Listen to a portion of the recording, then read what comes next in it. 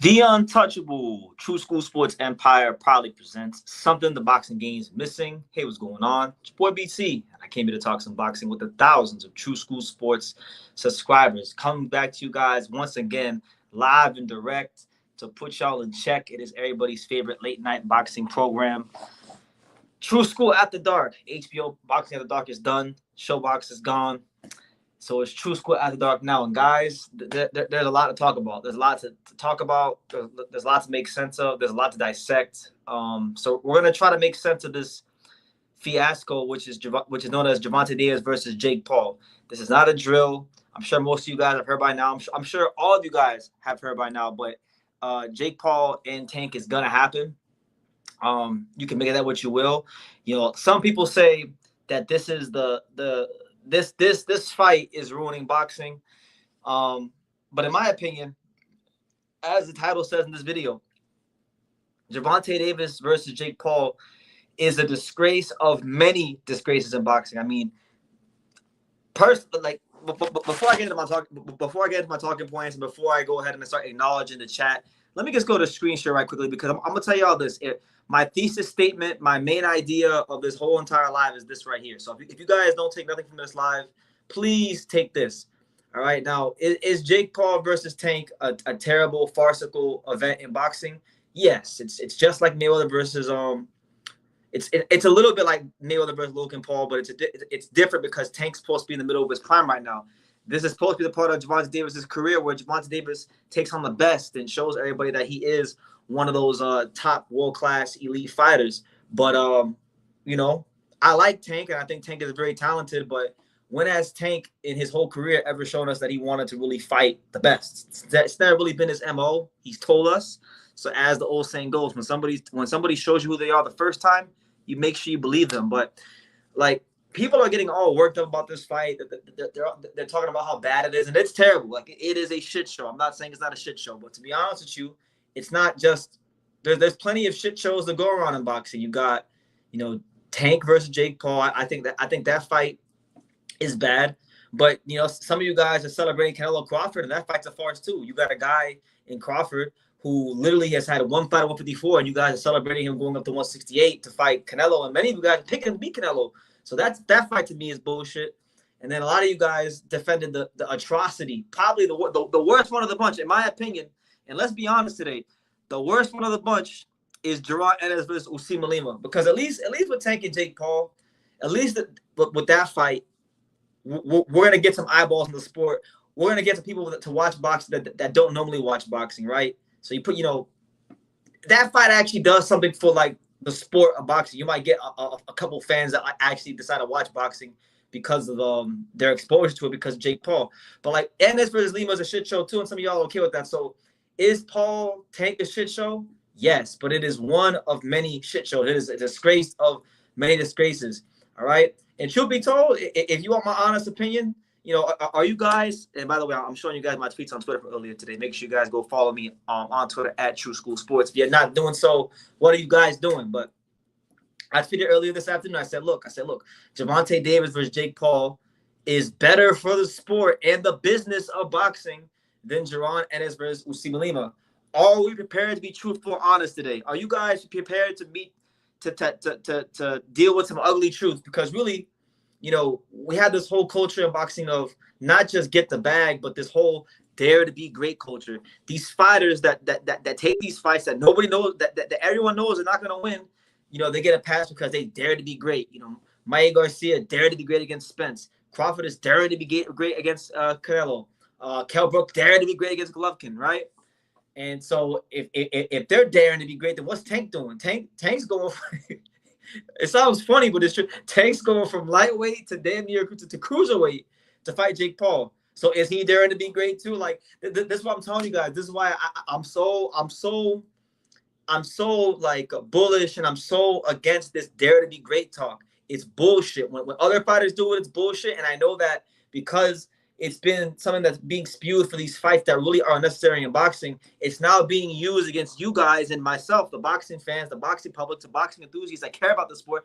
It's now being used as one of the many reasons to justify this shitty ass fight happening. So if you don't take anything away from this live, please take away from the fact that I think that Boots versus Lima is trash, Canelo versus Crawford's trash, and this fight is trash. And I actually think this fight is better than Lima versus Ennis. Even if Lima versus Ennis is a boxer versus a boxer, it's not doing anything for Jaron Ennis or the sport of boxing. So it is what it is. And you know, I'll make that be my opening statements. You know, I'm going to come out the box swinging. I'm going to come out the box telling y'all what's really in my mind because you asked for honesty. So I'm going to go ahead and give it to you. Now, look.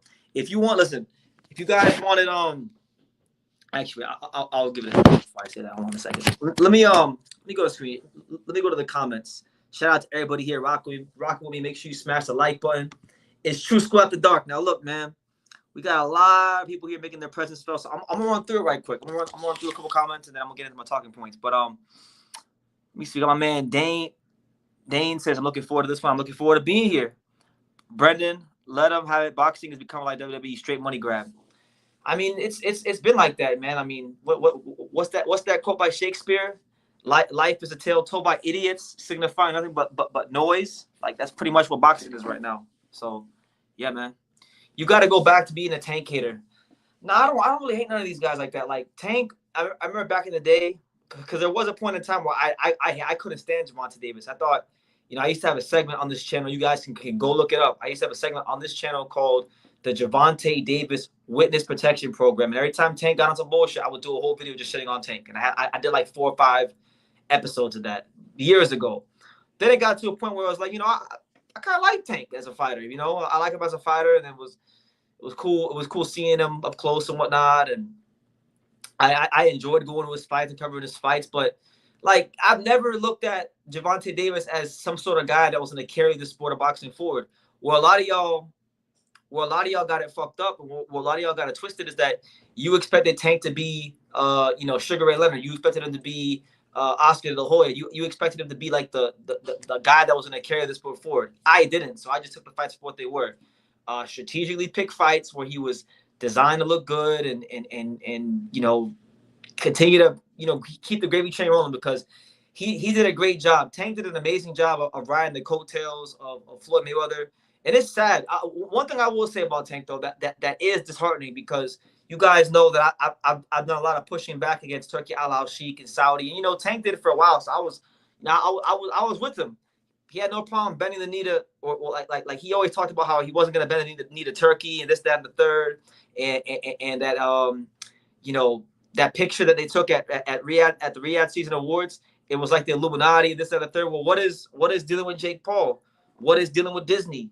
What a Disney star, Netflix? I mean, you basically doing the things and dealing with the people you were accusing of Turkey of dealing with. So, my mind, I was with you up until now. You are now in my eyes just as bad as Turkey, honestly. But I had no expectations. I had no expectations at all. So that's what it is. Now, Brendan Smith says justice for Lamont Roach. What justice are you talking about? He played a role in this. He played a role as to why this fight's happening. And I'm not talking about the fact that he gave Tank a tough fight and it was a draw and it was a cherry pick. I'm not talking about that. I'm gonna get to it later. But he's out here taking step aside money, this, that, and the third. Lamont Roach does not get the chance to have his cake and eat it. You can't say Tank is ducking you, but then take step aside money. Nah, man. He's just as responsible for this as anybody. So I'm gonna get to him later. But nonetheless, guys, let me tell y'all this. Now look, I'm gonna stand up for this one. Now look, you guys want real boxing? You guys want guys that fight for the sport? Well, I hate to break it to you. You're not gonna get it in real life. If you want real boxing, if you want the essence of the sport, you're going to have to, you know, go on YouTube and you're going to have to, like, you know, go into the search bar and you're going to have to type in Hajime no Ippo. If you want real boxing, go watch Hajime no Ippo because that's really the only place you're going to find real boxing. If you're looking for real boxing from these fighters, they're not going to give it to you. In most cases, they're not going to give it to you because, you know, it's all about getting the bag. You can justify anything in this world while getting the bag. Look at Terrence Crawford, right? Terrence Crawford's supposed to be this man's man. Terrence Crawford's supposed to be this alpha male, right? But Terrence Crawford, who's this man's man, who's an alpha male, he got up on camera and he's holding hands with Turkey Allah Sheik and swinging pinkies around for the bag, right? You know, as long as it's for the bag. You know, you'll get on your knees for the bag. You'll get your black going out for the bag. The bag. So this is a fucking microcosm of where we're at. That's what this is. That's what this is. So nobody should be upset. Nobody should be angry because while this is going on with Jake Paul and Tank, right? You got Erickson Lubin, who's never won a world title, not fighting Bakr Murtazalia. He ain't never won no world title, and he's gonna go fight Virgil Ortiz in a non-title fight. So get the bag, but you don't get a chance to have your cake and eat it too. It's just not gonna go like that. So if you guys want to watch real boxing, go watch fucking cartoons. Go watch Hajime no Ippo because the majority, I'm gonna say like 95% of these fighters in boxing these days are not gonna give you what you're looking for. They're not gonna take the toughest fights. And can I really get mad at them? No, I can't get mad at them because the reason I can't get mad at them is because, you know, I understand it. You know, boxers have a short shelf life. They got to make a certain amount of money by a certain time because when this fight game is done, like I'm not gonna be, you know, calling these guys all the time for interviews. And when their career is done, it's done. Like you can't pay your bills and legacy. You know, I get all that, but my problem isn't that. I'm okay with the fighters getting the bag. I'm okay with Jake Paul and Tank fighting and get in the bag. My issue is that when these fighters get the bag and they don't prove anything, they never prove that they're actually the best at anything in boxing. But then they want to walk around and act like their shit doesn't stink, like they accomplished something, like they proved undoubtedly like they were the men. That's what I don't like. I don't like fighters trying to have their cake and eat it too. It's either, you know, you fight the best and you carve out a legacy for yourself and you make some great money along the way and you do it the organic way, or you can say, you know what, I don't want to fight the best. I'm not really like that. You know, I'm gonna go fight Jake Paul. But what you don't do, you don't get a chance to do both. Now, if you keep kicking ass against top guys and you organically become this great fighter who's commanding big time paydays, then okay, that's different. But majority of fighters like that are not like that today, you know. So my issue isn't getting the bag. My issue is trying to have your cake and eat it too. But nonetheless, let me go to some more comments. We got my man Hand History Vault, the fight of the century. Yes, the biggest fight of the year. Listen, a lot of you guys had no problem. A lot of you guys had a problem actually when I came here and I told you Canelo versus Crawford is a bullshit ass fight. A lot of you guys had a problem when I said that, and I still say that, and I still think it's a terrible fight. Right? But you get mad at this fight. No. You guys, the boxing fans and the boxing industry in the world, y'all set the precedent that weight classes don't matter. As long as it's two big names, who cares? Who cares about the integrity of the sport? Don't act like you care about the competitive integrity of the sport now. You didn't care about Mikey Garcia and Errol Spence being a cash grab. You didn't care about this fight being a cash grab. So don't come on here trying to sell me Canelo Crawford as some sort of legitimate fight when it's bullshit. It's two guys who are old at the end of their careers, getting ready to go into the nursing home of boxing. They're gonna go in there. It's gonna be a cash grab. It's gonna be a soulless cash grab, terrible fight. And you guys, and they're gonna completely shit on the sport of boxing. And y'all are okay with that because you know you dare to be great, get in the bag. So you know, no. That's where I'm at. BT is what we call a fake hater, clout chasing. I'm listening.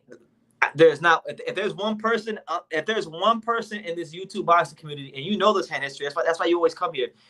If there's one person in this fight game when it comes to boxing media who's not fake, it's me. All right, that's the one thing about it. This is the realest place in boxing. You know what I'm saying? Shout out to my guy Matt with the $2 super chat. He says, "I'm so excited for Tank versus Paul. This is the best fight of 2025." Shit. I mean, y'all, most people don't care about the best fight and the best, the actual best fight and the best. So, you know, listen, it's all about numbers, it's all about clout, and you know, listen, look at Tank, you know, daring to be great, going from lightweight to cruiserweight to fight the face of boxing. You know, because as fucked up as it sounds, this sport has been destroyed so much at the top level that y'all let Jake Paul become the face of boxing. That's why, if you guys notice, I never argue about the face of boxing because there's no argument. It's not Canelo. It's definitely not Crawford. It's not Tank. It's not none of these guys. It's not Shakur. It's not Devin. It's none of these guys. The face of boxing, for better and for worse, for good, bad, or indifferent, is Jake Paul. And that's a hard pill to swallow. So, yes, get excited about it, I'm disgusted, but I'm disgusted, but it's hard. It's really hard for me to get worked up. Like I was watching before I came on this live, and it's the reason why I was a bit late to this live is because I was finishing listening up to Sean Zatel's video with Radio Raheem today, and I'm having a hard time getting worked up. I really am. The reason I'm having a hard time getting worked up is because all these years, from Brooke Golovkin to Canelo Crawford to Garcia Spence to Khan versus Canelo to Paul versus Mayweather. I hate these fights where guys, where people say that fighters are daring to be great, and I shit on them all the time. And every time I shit on them, people say, "No, BT, this is the great fight. You don't understand." And I'm like, bro, shut the fuck up. It's not a great fight. It's disgraceful to the sport. You're bailing these fighters out. They should have been fighting guys in their weight class, and people gave that a pass. So that's why I'm really finding it hard to fully get pissed off about it, because while it is a disgrace, while it is a shit show, while it is a circus, while it is a fighter in the middle of his prime, pretty much telling you guys, look, I don't give a fuck about you. I don't care about the sport. I don't care about anything but my own bank account. I can get mad about all that, but I'm not really getting worked up about it because I feel like people are selective. It's selective outrage. So, if you're gonna put on a shit show, let it be the shit show to the highest degree. So shout out to Jake Paul and Tank. They're putting on the shit show to the highest degree. And guess what? You're gonna watch it. I'm gonna watch it. It's gonna be the biggest fight of the year. When you guys go to your 9-to-5 jobs, or you go to the office, or you talk to your friends that aren't boxing fans, they're not going to ask you about Brian Owen versus Devin Haney. They're not going to ask you about Bam Rodriguez versus Puma Martinez. They're probably not even going to ask you about Canelo versus Crawford. But you know what they are going to ask you about? They're going to ask you about Jake Paul versus Tank. So that's where we're at. That's our sport, guys. That's our sport at the top level. So when you guys ask me and you say, "Oh, BT, why do you talk about Japanese boxing, and why do you talk about this so much, and why do you talk about that fighter so much?" Listen, any fighter that you see me talking about a lot that I'm a fan of, it's because those are the fighters that I keep keeping any sort of love I have for the sport alive. So your guys like Angelo Leo, Brian Norman Jr., Kenshiro Taraji, I like these guys because not only am I a fan of watching them fight, but these are the guys that if they didn't exist in boxing, I wouldn't even be covering this shit anymore, because there's nobody out there that really is there's very few fighters. There's a couple more besides those guys, but there's very few fighters that really are keeping my love for the sport of boxing alive like those guys, and that's what it is.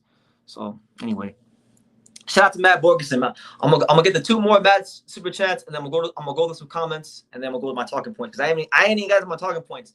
I'm coming out the box today. I just had my coffee, so I got this energy out of nowhere. I'm rambling. So this might be, guys, this might be a 3-hour live, because I want to talk about other things in boxing, not just Jake Paul and Tank and the farce that is, and all the comments that have been made by fighters in reaction to this that I want to dissect. But also, you got Bakram Josh Kelly, you got Brian Norman Jr. signing an extension with Top Rank, amongst other things. So it's gonna be a long show. I'm looking at this being probably a 3-hour show today, honestly. But I digress. All right, Matt Borgeson with another super chat. He says that November 22nd might be a top 5 all-time card. It's a great card. I'm hopeful that the fights that are on that card stay there, because really, if we're talking about big time boxing, big fights, that's probably the number 1 card I'm looking forward to in boxing. Because I don't really care about Canelo Crawford like a lot of people do, but I really do care about Brian Norman Jr. versus Devin Haney. That's a great fight that I'm looking forward to. So. Yeah, man. Hopefully everything stays intact. But let me go ahead and just go through some comments, because I know you guys are fuming. Michael Manning, shout out to him. He says the newest rivalry in boxing, the Disney Channel versus Mickey Mouse and Tank. You know what? That's the new rivalry, guys. We got new rivalries in boxing. We got Philly versus Angola. Now we got Disney versus Baltimore. B More versus Disney. That's the new rivalry in boxing. But yes, it's sad. It's sad. What's sad is that it took this fight to realize to people that boxing's not in a good place. Nobody, the uproar for Boots Lima wasn't enough for me. there was really no uproar when it came to Canelo Crawford, but it took Tank versus Paul for you guys to really see the light that boxing is in a terrible place right now at the top level. Let me see. We got my man Michael Manning. Other content creators are bashing the Tank Paul fight. Let out the fact that Roach took a step-by-side money. Thanks for telling the whole story. Yeah, I want to get into that later because like Lamont Roach, he deserves and I'm gonna be fair here because I like Lamont Roach. I've met him in real life. He's a good dude. I love him. I got a lot of respect for him. I've said many positive things about him and his dad, and I respect him as a businessman because he's one of the few fighters in boxing who has a promoter's license, who put in a purse bid for his own fight. So I've talked about Lamont Roach in a very positive way, but he's as responsible for this as Tank is taking step-aside money, going on Twitter talking about, oh, he don't want to fight me for real. I'm going on Twitter every day seeing people say, oh, they don't want to fight Lamont Roach, but Lamont Roach, listen, get the bag, but don't act like Tank ducked you like that. If they offer you step-by-side money and you took it, you just as much of a culprit for this as Tank Davis himself. So I'm gonna say this. The issue is fans don't always support the guys who take risks nowadays. Ken Show isn't a star. He fights tough ops. Fans are why how it is. People buy bullshit. You know what? You're right. You're 100% right, Ghost. I can't even knock you for saying that because Ken Show got the pound for pound list and everyone prayed on his downfall. The minute he got on the pound for pound list, people pray for his downfall just to justify their little shitty boxing opinions for fighters that will never accomplish a third of what Ken Shiro has accomplished in boxing. So you're right. He's not a star. When the great fighters in Japan are spoken about, I hear about Inoue, which I should hear about because Inoue is a legend, right? Junto, I like Junto, but Junto hasn't fought anywhere close to the opposition of the opponents that Ken Shiro's fought. But Ken Shiro steps up to the plate every time and time again. And y'all got a problem with him. So you're not lying. You get what you pay for. The fans and the public, they co-sign shit, they buy bullshit, so bullshit gets served to you on a silver platter. So that's what it is. And you can't be hard. Yeah, nah, for real. Yeah, everyone's ducking Tank. Everyone's ducking Tank. It's ridiculous. I love your show. You sure right about the only one keeping it real in this boxing space. Like. And keeping it real is not fun, guys. Like I wish I could be like a lot of people in boxing. Like I wish I could be like a lot of your favorite content creators and be fake and cap for certain fighters, but I can't do that. I can't do that. I love the sport too much, guys. Like I almost killed myself like about 11 or 12 years ago, and boxing is what saved my life. So this shit is very personal to me. Boxing literally saved my life, so I'm not gonna disrespect this sport that literally saved my life because I got an allegiance to a certain fighter or anything. I'm gonna tell y'all like this. Y'all know Angelo Leo's my friend, right? If Angelo Leo were to let's say he had a unification fight offer on the table. If he were to get a legitimately good fight offer and turn it down to fight somebody else for easier money, but forego legacy, I would fry my own friend. I would fry my own friend on general principle because I expect more from him. So listen, there's no safety in this Glock. Anyone, and I hope that Angelo never puts me in a position where I gotta go off on him like that for fighting a cream puff when there's other champions that are actually available. If he fights a voluntary and there's nobody else available, that's different. But I'm talking about you get an offer for a champion and you turn it down to fight like number 15. Then I'll have something to say. But being real isn't fun. It's not fun at all. BT, you're going to be part of the media team. What media team? Yeah, but anyway, shout out to everybody here. Matt Borgeson with one last super chat. He says, the last super chat, BT, do you think Baccarat might be overrated because of one performance against a fighter who might have been too high on Tim Tszyu seems to have been exposed bad? What are your thoughts? I think that's a very big possibility, Matt. It's very, very possible that Baccarat is overrated. And you know what? I've given that a lot of thought. Like, it's possible Baccarat Murtazaliev could be, not like that. Like, not that great. He might just be a solid guy that had one great night and he loses his first defense and fades into obscurity. That might be a story in boxing. But what my issue is, Matt, is that these fighters that especially Erickson Lubin, especially him. I know I give Lubin his credit. He's fought a lot of top guys, and he's been a guy that in his career has stepped up to the plate time and time again. And to some degree, he is stepping up to the plate to fight Virgil Ortiz. So I give him credit for that. But yo, he's never won a world title, right? And he ain't fighting Bochum like that. Now, I'm gonna wait a little bit because supposedly they're saying that nobody wanted to put the money up for the Bochum Lubin fight. So if that's the case, then okay, then it's not on Lubin. It's just on the promoters and people not having the business in order. But nonetheless, somebody needs to step to the plate and fight Bochum. Apparently now Josh Kelly might fight him, so we'll see. But the whole 154 division is making Bochum look like the biggest killer ever. You know? So it is what it is. Thank you though.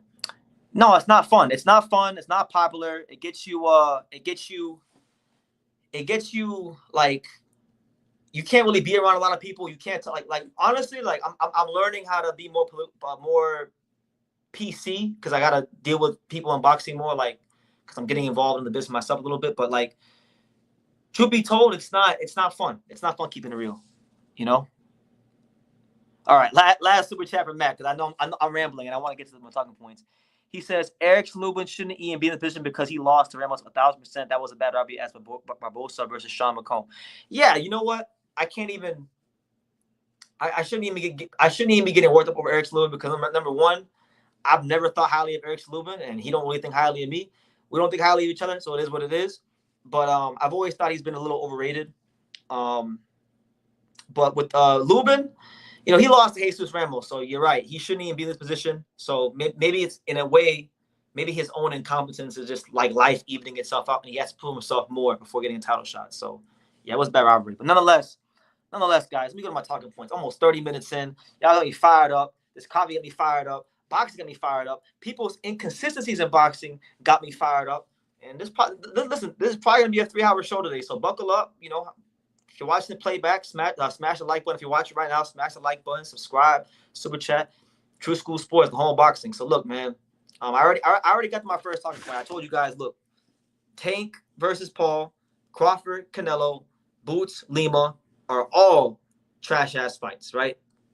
For different reasons, But yeah, like I'm not really a big fan of either of these fights.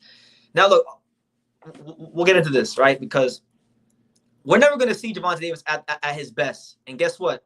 That's okay with him. So at this point, it should be okay with us. Because when somebody tells you who they are the first time, you got to make sure you believe them. Now, look, I had hope for Tank. I liked him. I do like him as a fighter. I think he's an amazing fighter, you know, talent-wise, skill-wise. I think he cheats himself. I think he sells himself short. I think he don't put that work into the gym. And it's not even a matter of I think he doesn't put that work into the gym. I know he doesn't put that work in the gym, like, to the best of his abilities. Because if he did, he'd be fighting the top guys. He'd have the confidence to fight the top guys. When you put an unbelievable amount of work into your craft, you know, you get the skills and the confidence to perform at the highest level. The fact that he doesn't take these tough fights let us know that he doesn't really have that confidence in his ability, and it's because he doesn't put the work into the highest level. And I'm gonna tell you guys this: like, look, if you go on this channel, I did an interview with Stacey McKinley about maybe a year and some change ago, maybe even 2 years ago. I did an interview with Stacey McKinley, the Willie renowned trainer who, you know, he has a gym down in South Florida, and Kevin Cunningham, who has a lot of fighters there. You know, he brings fighters there all the time. But like Tank, he's had Tank in his gym multiple times, and he's told me like he's watched him train, and he said in the interview, he said pretty much that Tank probably is only training at about 70% of his capabilities. That if you know, he needs to be a more well-conditioned fighter. And this is the guy, Stacey McKinley, who's trained world champions, has a keen eye for boxing. He sees things that a lot of us can't see, right? And that's him saying that. It's not even me. It's him saying that, right? And then I know people who have sparred Tank and tell me like he's not really like putting that work in like he should and being the best he can be in sparring. So because he's cutting corners in the gym, he's cutting corners, you know, in his career. And like how you train and how you spar and how you live is oftentimes how you fight. So if you're doing bullshit, if you're cutting corners, it's gonna show. And he's been cutting corners for a long time now. Mayweather Promotions, LRB, Heyman, and everyone involved with his career from the past to now has helped him cut these corners. And it's sad. Even Lamont Roach. Like, look, I know the Lamont Roach turned out to be a really great fight, and I enjoyed it. And credit to Lamont Roach for going in there and showing himself to be a top class, fighter on that night. But like, that was a cherry pick. When that fight got announced, none of us were excited about that fight because while Lamont Roach was a champion and he's a good fighter and he's got skills, the consensus is that Gervonta Davis is fighting a guy that he's supposed to walk right through, and he didn't because Lamont Roach is better than we thought, and it's quite possible that Tank Davis probably didn't even train to the best of his abilities for that fight. So it is what it is. He's not going to be at his best, and he's okay with that. So I think at this point we have to be okay with it. You can't expect guys to be the face of boxing and expect them to carry the sport forward when they don't want it. They don't want it for himself. And Tank has told us that. Tank told us he just wants to make money, right? Which I understand. You need money. He told us he wants to make money and he wants to get away from this shit and go on an island somewhere. So look, I think this is going to be Tank's last fight. I think Tank will fight Jake Paul. He's going to get paid a truckload of money. And I think Gervonta Davis inevitably will disappear from the limelight and not box anymore because that's what he wants. He's not going to come back and fight Roach and rematch. He's not going to fight Shakur. He's not going to do those things. So it is what it is. Let's not expect more from him that he's like, he doesn't even have those expectations for himself. So, make of that what you will, guys. But it's your boy BT, Brendan Taylor, True School Sports at the Dark. Let me see. We got my man. He says, how are you going to take a knee and not get a count? Yeah, I mean, they could have let him lose. PBC could have let him lose. The boxing industry could have let him lose because if you guys remember, it was revealed at the press conference. It was revealed even in the aftermath of the press conference in the fight that this fight was already planned. Like, he already had Jake Paul on his head. He was going to call Jake Paul out if he would have beat Roach. The reason why he didn't call out Jake Paul is because he got a draw. So they couldn't let Tank lose this fight because if he lost this fight, the Jake Paul fight, which we're getting, which is going to make tons of money, that fight goes up in smoke. So it's all business, guys. BT, Tank is doing an exhibition. He'll be doing a pro bout right after. As for the fights, Keyshawn said no. Shakur said no. Dev was never an option. It's not just on him. It's also on others. Well, you're correct, Ghost. I'm not blaming it all on Tank. I mean, you guys know I've been very bullish over the years. I've told you guys that when they were calling these young fighters the Four Kings, I said, guys, no, none of these guys are like that. And if you don't believe me, I know a lot of you guys watch Sean Tell. When you go next time Sean Tell goes live, I want y'all to ask Sean. Go on his chat and ask Sean Tell, how long has BT been bullish about these Four Kings? Ryan Garcia, Devin, Shakur, TFBMO, Tank, these guys. How long has he been telling you that these guys are not going to be the ones to carry the sport forward? Been saying that for years. All right. Now, are they talented? Yes. Have they all had some great moments in their careers at some point? Yes. I'm not going to say they haven't, but they've all, in my opinion, they've been overrated. Teofimo Lopez got off to a good start, but he couldn't maintain it. He's been as up and down. He's been the most inconsistent one out of all of them. But I haven't really believed in these guys like that. So it's like, it's their fault as well. I'll agree with you on that one. But see, Tank's the oldest one. Tank's the oldest one. With age, it's supposed to come wisdom. It's supposed to come maturation. It's supposed to come the ability to lead and set an example. And he's not setting a good example for the sport right now. I'm looking at how these young fighters are talking, and they love it. They love the fact that Tank is getting the bag and not fighting nobody. They wish it was them. They wish it was them. But anyway, man. So let's go to Lamont Roach because I'm not letting Lamont Roach off the hook because I was very quiet. I really, if I could be 100% honest, I really didn't care about when he was tweeting about Tank ducking him, and a lot of people were saying that Tank was ducking Roach, and I didn't have to be honest with you guys, I didn't have an opinion. Just because something is happening in boxing doesn't mean I gotta have an opinion on everything. Sometimes there's these things in boxing that I really don't care about and that I don't have an opinion on. So I didn't have an opinion on what was going on with Tank and the Roach as far as if Tank was ducking him or not. Was I hopeful that there would be a rematch? Yes. Did I really, really want to see a rematch? Of course, definitely. It was an amazing fight the first time. Lamont Roach showed amazing skills in the pocket, and you know what? I was really excited to watch him fight again. That is the truth. But like, I didn't have an opinion. Like, I didn't think Tank was ducking him, and I did not think Tank was. It was just one of those things that happened, and I would see it, and I would carry out my day on covering boxing and live my life. But he's as responsible for this as Tank is himself. Now look, again, I reiterate, I ain't got no problem with the fighters getting the bag. I know, and have a very good idea of what these fighters go through because, like I said, I've got friends at the top level that are champions and shit like that. I've been in training camps. I know fighters right now locking the bag contracts. I know fighters that are being offered bag contracts. I know fighters that have won titles that still can't get the pay they deserve. So I'm never ever against a fighter getting the bag. Don't ever get that misconstrued here on this channel. Get the bag by all means necessary.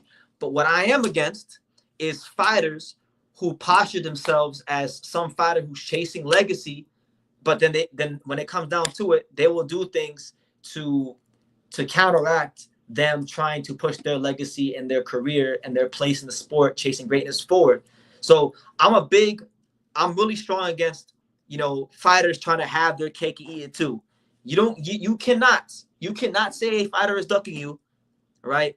And then that same fighter that you said was ducking for all these months, now you go on Twitter or Instagram and celebrating the fact that you taking step aside money. So for those of you who don't know what I'm talking about, and I just seen this before I came live, I just caught this before I came live.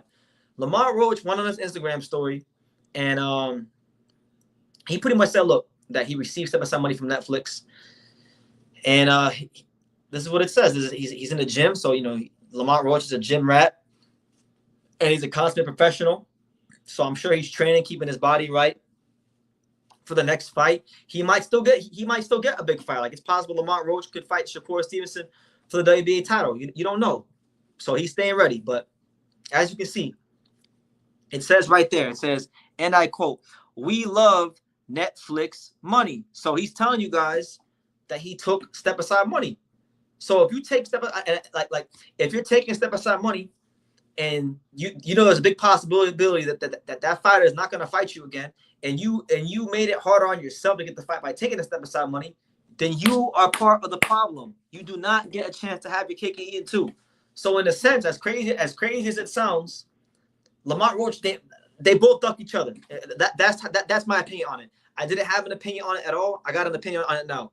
Tank ducked Lamont Roach, right? Because he's fighting Jake Paul, and he wanted to fight Jake Paul, and he wanted to get the bag to fight Jake Paul. He ducked Lamont Roach to get the bag and follow through with his original plan. And let's be real. Like, fighters can lie to the public, but they can't lie to themselves. Tank knew he lost that fight, and it wasn't a close fight. Like, it was not a close fight. You won like 3 to 4 rounds. You got your ass whooped in the pocket. You got exposed to the highest degree against a fighter who was supposed to be a cherry pick. All right, that's the truth. And you're fighting Jake Paul, okay? So you duck Lamont Roach. At the same time, though, if you're Lamont Roach, you're the B-side. You're now in a position where people want to see you fight. Like, you went from being a guy that, just to give you guys the whole context of Lamont Roach's career, you went from being a guy who was an afterthought on the Golden Boy Promotion stable, never really got a fair shake to build his career on the Golden Boy Promotion stable. You win a world title against Hector Garcia as the underdog. You do some business with Pro Box to make a defense against what's his name, Farcical McCroy, right? You get this opportunity against Tank. You make good on it. You perform very, very well in a very entertaining manner, right? And then you get a chance to do it again, and you take a step aside money. Now look, get the bag. Good for you. God bless you. Take care of your family. Take care of your son. Take care of your father. Take care of everyone. Take care of everyone around you. But don't sit here and tell me that Gervonta Davis ducked you if you took step aside money from the network and the streaming service that's staging the fight or the exhibition with Jake Paul. Do not tell me he ducked you. All right. Now I'm gonna leave it at that. So for those of you who don't know what I'm talking about, for those of you just tuning in, as much as I want to get mad at Tank, I'm equally mad at Roach because Roach took step aside money from Netflix. Who's putting on Tank versus Paul? Netflix. So come on, what are we doing here? What are we doing? Anyway, let me go to the chat because there's a lot of people commenting here. Shout out to my man the Martin. He says, how did Tank, Ryan, and Tio get called the Four Kings, but not Manny, Marquez, Morales, and Rivera? Thank you. You're right. Because I think boxing and the sport. We wanted that generation to be that so badly. And, you know, to their credit, you know, I think they all at some point in time early in their career, they gave us hope. You know, Tio in the form of the Lomachenko fight, Shakur because of his amateur pedigree winning the silver medal.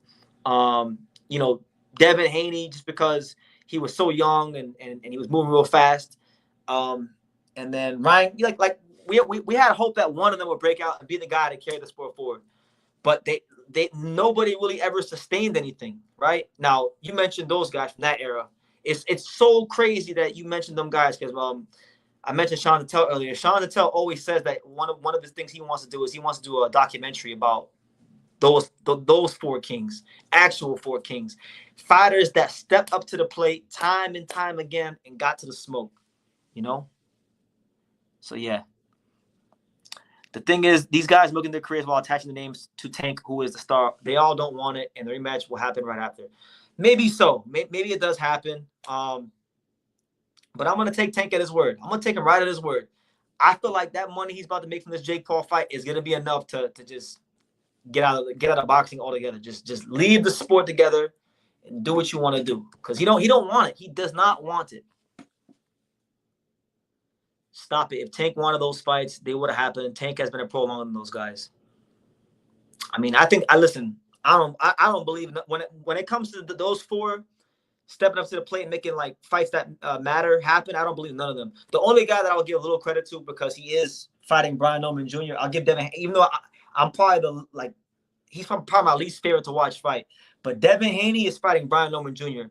You know, none of these guys, not Shakur has not been in a fight like that. Tio has not been in a fight like that. Tank has not been in a fight like that against a naturally bigger guy in his prime who can punch the lights out. None of those guys have ever been in a fight like that. So, you know, I'll give Devin Haney that much credit. But I've never really believed in these guys being able to sustain, you know, doing what's right for the sport moving forward. You know? How good is Shu Utsugi? He's a good fighter. I think his defense is a bit suspect, like a lot of Japanese fighters. He's strong. He's got good boxing skills. He's tough. Do I think he'll win a world title? Probably not. I would say he needs the right guy to win a world title against with the belt. But I think he's a solid top 10 guy. We'll see. We'll see if he can, you know, be better than I think.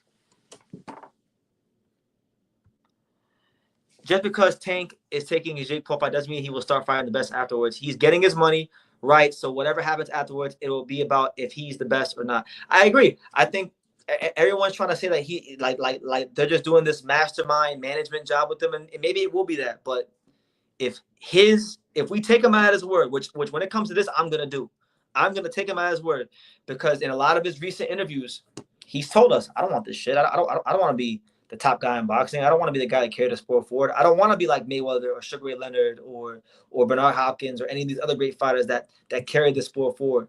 I just want to make enough money because, you know, I come from poverty, which I understand it. Like coming from the trenches, coming from poverty, coming from nothing. You just want enough to be comfortable and be good and be straight.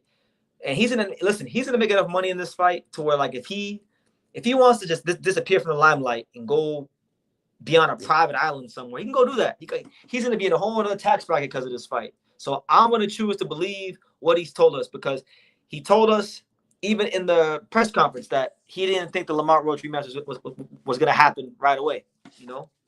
So we'll see. Shout out to my man, Swad Jones. It says it's his first time tapping into the chat. True School Sports, blessings to you, man. Welcome to the home of boxing on YouTube, man. It's good to be here. You know, we're here to tell the truth about Tank and not just Tank, but even Lamont Roach, because what a lot of boxing content creators and boxing fans are gonna do is they're gonna give you guys half the story. They're gonna say Tank is terrible, Tank is trash, Tank is a cherry picker, Tank's, you know, this and he's that. But what they're not gonna tell you is that Lamont Roach is out here on Twitter and on Instagram celebrating taking step aside money. So congratulations to him. Get your paper, but don't say Tank is ducking you. You know? He says your videos be dope, no cap. Thank you, man. I try. I try my best. You know? BT is cooking and filleting dudes tonight. I'm just telling you the truth, man. Like I wish I could just come on here and I wish that these fights would just get made and we talk about boxing. But it's a slow time boxing right now. There's not really anything big that most of you guys care coming up. So we gotta talk about Tank fighting Jake Paul and a bunch of bullshit. Like, why don't you tell the Japanese fighter about defense? Because the last time I tried that at a gym, they weren't trying to hear what I was telling them. So and that was when Jintazaki fought Brian Norman Jr. You saw how that worked out. So I think in Japan, like they have their way of teaching boxing, which is good, to a degree, but defense is not something that's taught or even thought about in Japan for the most part. You have exceptions, but for the most part, it's not. So I could tell them all they want, but it's not gonna happen.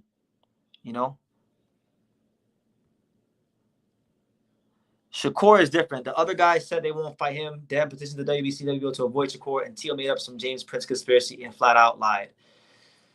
Yeah, but I mean, with Shakur, really good fighter. I do like. I classify him highly as a fighter, but with Shakur, it's like, there were points in his career where he could have made some moves that would have given him a better chance of making certain fights happening, like. Nobody told Shakur to re-sign with Eddie Hearn, right? Eddie Hearn wasn't going to get him a Tank fight. That was never going to happen, but he still signed with Eddie Hearn.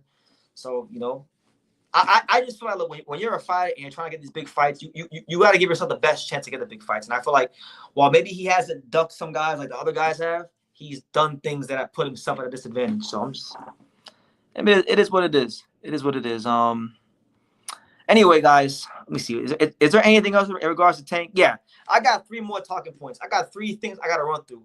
But talking about Tank and the aftermath and things people are saying, because a lot of people got to hear the truth today. A lot of people got to hear the realities of boxing, because the problem with the boxing industry and with a lot of these fighters and with a lot of their teams is that they don't got nobody that keeps it real around them, and they start getting on bullshit. So let me be that guy if I have to. Now, look, I talked about Lamont Roach. Yo, Ryan Garcia, you're not off hook either. You come over here too, Ryan, because Ryan Garcia is on bullshit too. He's trying to act like he has all this integrity and that he was always about fighting the best. Now, to his credit, I will partially give him credit for stepping up to the plate, even at a disadvantage to fight Tank. Even though he listened to Al Heyman, henchman and lawyer Lupe Valencia, and went against the best wishes of his own promoters, Golden Boy, to fight Tank. He in that one instance he did fight Tank. So I guess he deserves some credit, even though he was a fool in the way he went about it, because he didn't really give himself a chance to win. But look, all right, Ryan Garcia went on Twitter today. He went on Twitter today, and he gets to tweeting away. He says, "Look," and I quote, "This just proves that the new blueprint is to get popular and be a decent fighter. You pick fights to win that gives you an advantage and continue to rack in money. The integrity of the sport is getting ruined every day. If you're an up-and-coming fighter, I would focus strictly on just building your name." So how ironic, how rich is it that the guy who is, who really, like, Ryan Garcia has compromised the integrity of boxing about as much as anybody. This is the same guy that when he was a prospect, announced that he had a Manny Pacquiao exhibition and lied about it. This is the same guy that, really helped legitimize. Ryan Garcia helped legitimize Jake Paul, because he's part of that whole, like, streamer circle, like Jake Paul and Neon and Jack Daugherty and all those guys. He helped legitimize Jake Paul. He was the guy that, was doing the body shot challenge with Jake Paul. You guys remember all them years ago, Ryan Garcia would post Instagram videos where he had Jake Paul with a body shield, and he's hitting Jake Paul as hard as he can with the left hook with a body shield. So if there's anybody who's got blood on their hands to help legitimize these guys, to help this sport and the competitive integrity of this sport get ruined, it is him. This is the same guy who had a Gatorade endorsement deal before he fought for a world title. This is the same guy who, all he's cared about for the majority of his career, with the exception of a few moments, is being a star, And it's sad. It's really sad, Ryan Garcia, because anybody who's ever heard me talk about Ryan Garcia, you guys know how highly I think of him as far as his talent. He's got God-given gifts that you just can't teach. I've been on record, and I've said it many times. I'll say it here again on this live. If you never heard me say it, Ryan Garcia is one of the most naturally talented fighters I've ever been around in the boxing gym. And I've seen them all in the gym. I've seen Shakur in the gym. I've seen Devin in the gym. I've seen Tio. I've seen Boots. I've seen Tank. You know, I've seen a lot of the best fighters in the world, a lot of the big names. And I can confidently say that in terms of natural ability and gifts, Ryan Garcia has about as many as anybody. But, you know, that's only a part of the equation. He never took this sport seriously. He hasn't really given the best parts of himself to this sport. And, you know, I know it's difficult because, you know, there was a lot of women throwing ass at him when he was a young man. So I get it. There was a lot of things to overcome as a young man, but that's where discipline comes into play. That's where you separate the men from the boys. If you're a man, you're disciplined, and you can overcome a pretty smile and a fat ass. You can overcome those things if you're really a man and you have that integrity and you have that discipline. You know, but again, I know it's a lot. I know it's a lot easier said than done. But he hasn't really been a serious fighter for the majority of his career. So how is he gonna get here and talk about, oh, the integrity of the sport is getting ruined every day? We ain't forget, Ryan. Like you get mad at Tank for fighting Jake Paul last year. This is a tweet from last year, from May of 2024, just last May. He said, "I want to fight Jake Paul for fun." You know, he said, "I want to fight Jake Paul for fun." Last May, he said that. Right? He also said, again, last March, he said, okay, enough. It's on. I'm going to have to do this, and I'm going to have to end this Jake Paul boxing thing. Bring it on, Jake. I'm dead fucking serious. Hit up my team. This is the same Ryan Garcia that's saying that, but then he want to get over here and he want to talk sideways like he cares about the integrity of the sport. You're getting paid. Listen, you just fought Rolly on one of these turkey cards and one of the worst cards of all time. You just fought Rolly, and you made like what 10? Who knows? I've heard numbers thrown out there. I've heard you made 10 million. I've heard you made 20 million. You made a lot of money. You made a lot of money to fight Rolly on a turkey card. All right, and you never won a world title. You never won a world title. You never really put in that pain at the top level to command $20 million. You got those $20 million because you were a social media influencer. Credit to you. You were smart. You saw how the world was moving. You get credit for that.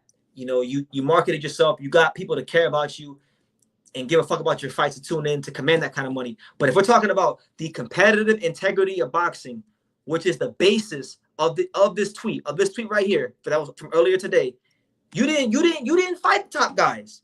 You know, you fought Devin Haney in April of last year. Well, Devin Haney, there was a point in time where you and Devin Haney could have fought when you were prospects. When Devin Haney was when he was the franchise champion, right? Or he had a version of the WBC title. Tia was a franchise champion. Devin had like the WBC regular, whatever the hell it was. And you beat Luke Campbell. That was the eliminator fight. That was an eliminator fight. Did you fight Devin Haney in 2020 or 2021? No. You had your own issues you were dealing with outside the ring. And you weren't living the life of a fighter. So if there's one fighter that cannot criticize Gervonta Davis about the competitive integrity of boxing, it is Ryan Garcia. And I'm gonna leave it at that when it comes to him. I'm done with him. Now I'm gonna move on. I'm gonna move on some more. It's True School After Dark. Right? We're not pulling up punches today. I'm tired. I'm tired of this. I'm tired of these channels. I'm tired of everybody in boxing. I'm tired of most of the media. When I do tune in to listen to you guys talk about these fighters, you don't keep it real, you know, because I don't like to, you know, I sit back and I listen to a lot of these channels. I don't comment on their videos, but I listen to these channels. So I know what's being said around the YouTube box community, and I sit here week after week after week, and a lot of you guys fail to really keep it real about anything, and it's fucking annoying. It really is. I'm tired of this shit. I'm tired of you guys dick riding certain fighters. I'm tired of it. Tired of you guys now all of a sudden now everyone want to keep it real. Everyone wants to be a green light artist and keep it real. No. But anyway, I mentioned earlier about Gervonta Davis and how, you know, he's supposed to be the elder statesman of a lot of these younger guys, setting the example. And this is the example that he's setting. So look, this is an interaction today from earlier today between Jaleel Hackett, 147 pounder, once highly touted prospect, And Scooter Davis, who now is a highly touted prospect, who is from the DMV area. He's from that same area. So Jaleel Hackett tweets, and I quote, 100 M's for an exhibition. A win is a win. And then Scooter Davis is saying, this is all I'm saying. People don't understand where we come from. So he's basically saying, Scooter Davis is telling Jaleel Hackett pretty much that the world at large doesn't understand that fighters come from the trenches, that fighters come from the ghetto, that fighters come from the sticks. And that's bullshit, because a lot of us who cover this sport, a lot of us who participate in the sport, we don't come from, wealth. We don't come from the upper crust, affluent parts of society. Well, a lot of us come from the sticks. A lot of us come from the trenches. We just don't glorify it because we're not trying to stay in the trenches. We're not trying to stay in poverty. We're trying to rise above poverty. We're trying to get to a whole other stage in life. But the problem is with a lot of these fighters, they listen to rap, they listen to these fuckboy rappers, and they internalize that they internalize and they glorify being from the trenches, being from the sticks, and they never break free of that mentality. So I digress there, but yeah, like Jaleel Hackett, Scooter Davis, these are the guys that look up to Tank, and a lot of the guys that are champions right now in boxing in America. A lot of people look up to Gervonta Davis. So best believe, if you get these fighters in that position to take, a bullshit fight like this, they're gonna do it, because again, I understand it. On one end, you do gotta provide for yourself and your family and have enough money for life after boxing. But at the same time, it's like, just don't. I'm okay if you do that. Just don't go on Twitter. Don't go on Instagram talking about you really like that and you're one of them top fighters and nobody can fuck with you, nobody can beat you. I don't want to hear it. If you are all about the bag and getting it by any means, then just say that. But don't come on here. Don't come out there and act like you this big bad killer that can just whoop every fighter in your weight class and it's all about fighting the best. I'm not hearing it, but yeah, I felt like this interaction between Scooter Davis and Jaleel Hackett was very important to highlight, because both of them are young fighters, and I feel like a lot of young fighters, and I know a lot of young fighters that are going to see this and they're going to think like this. So anyway, I digress there. But anyway, let me let me shut up for a second. I'm doing a whole lot of talking. I know I'm real energetic right now. Shout out to everybody that's rocking with me, that's watching. At the end of the day, guys, look, I just really want boxing to be in a healthy space, and I don't feel like it's in a healthy space with just all this nonsense going on. So I'm speaking from the heart. I'm speaking as authentic as I can. Let me see. We got my man Rebel Life Boxing. Shout out to you. He said exactly. I just said this fact. Yeah, shout out to you, Rebel Life. What did you say though? Again, this is what Al Heyman created. The fighters don't even view themselves as competitors. They are entertainers. I don't want to just say Al Heyman. He is part of it. I'm not going to say he's not. He definitely is part of it. You could say Al Heyman. You could say Floyd. But I'm also going to throw, to a degree, I'm going to throw Eddie Hearn in there, because nothing is new under the sun. Eddie Hearn, when he first got that injection of cash from Leonard Blavatnik and DAZN all those years ago, he was doing the same thing. He was overpaying guys for bullshit fights. That was the thing. You know what I'm saying? That was the thing at one point in time. Shakur can talk that shit, though. Shakur, Gary Russell Jr., and Loma have every right to talk shit, though, BT. I mean, everyone's entitled to their own opinion. It's their American Constitution, but it's their rights. But I'm not like 95% of these fighters are not like that.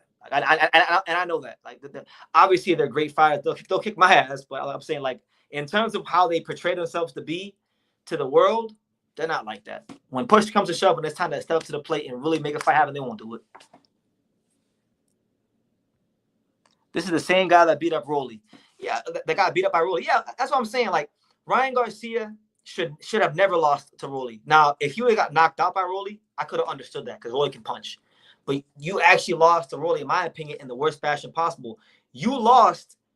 You got outboxed by him. You got taken to Cuban school. You got a boxing lesson from Rolly.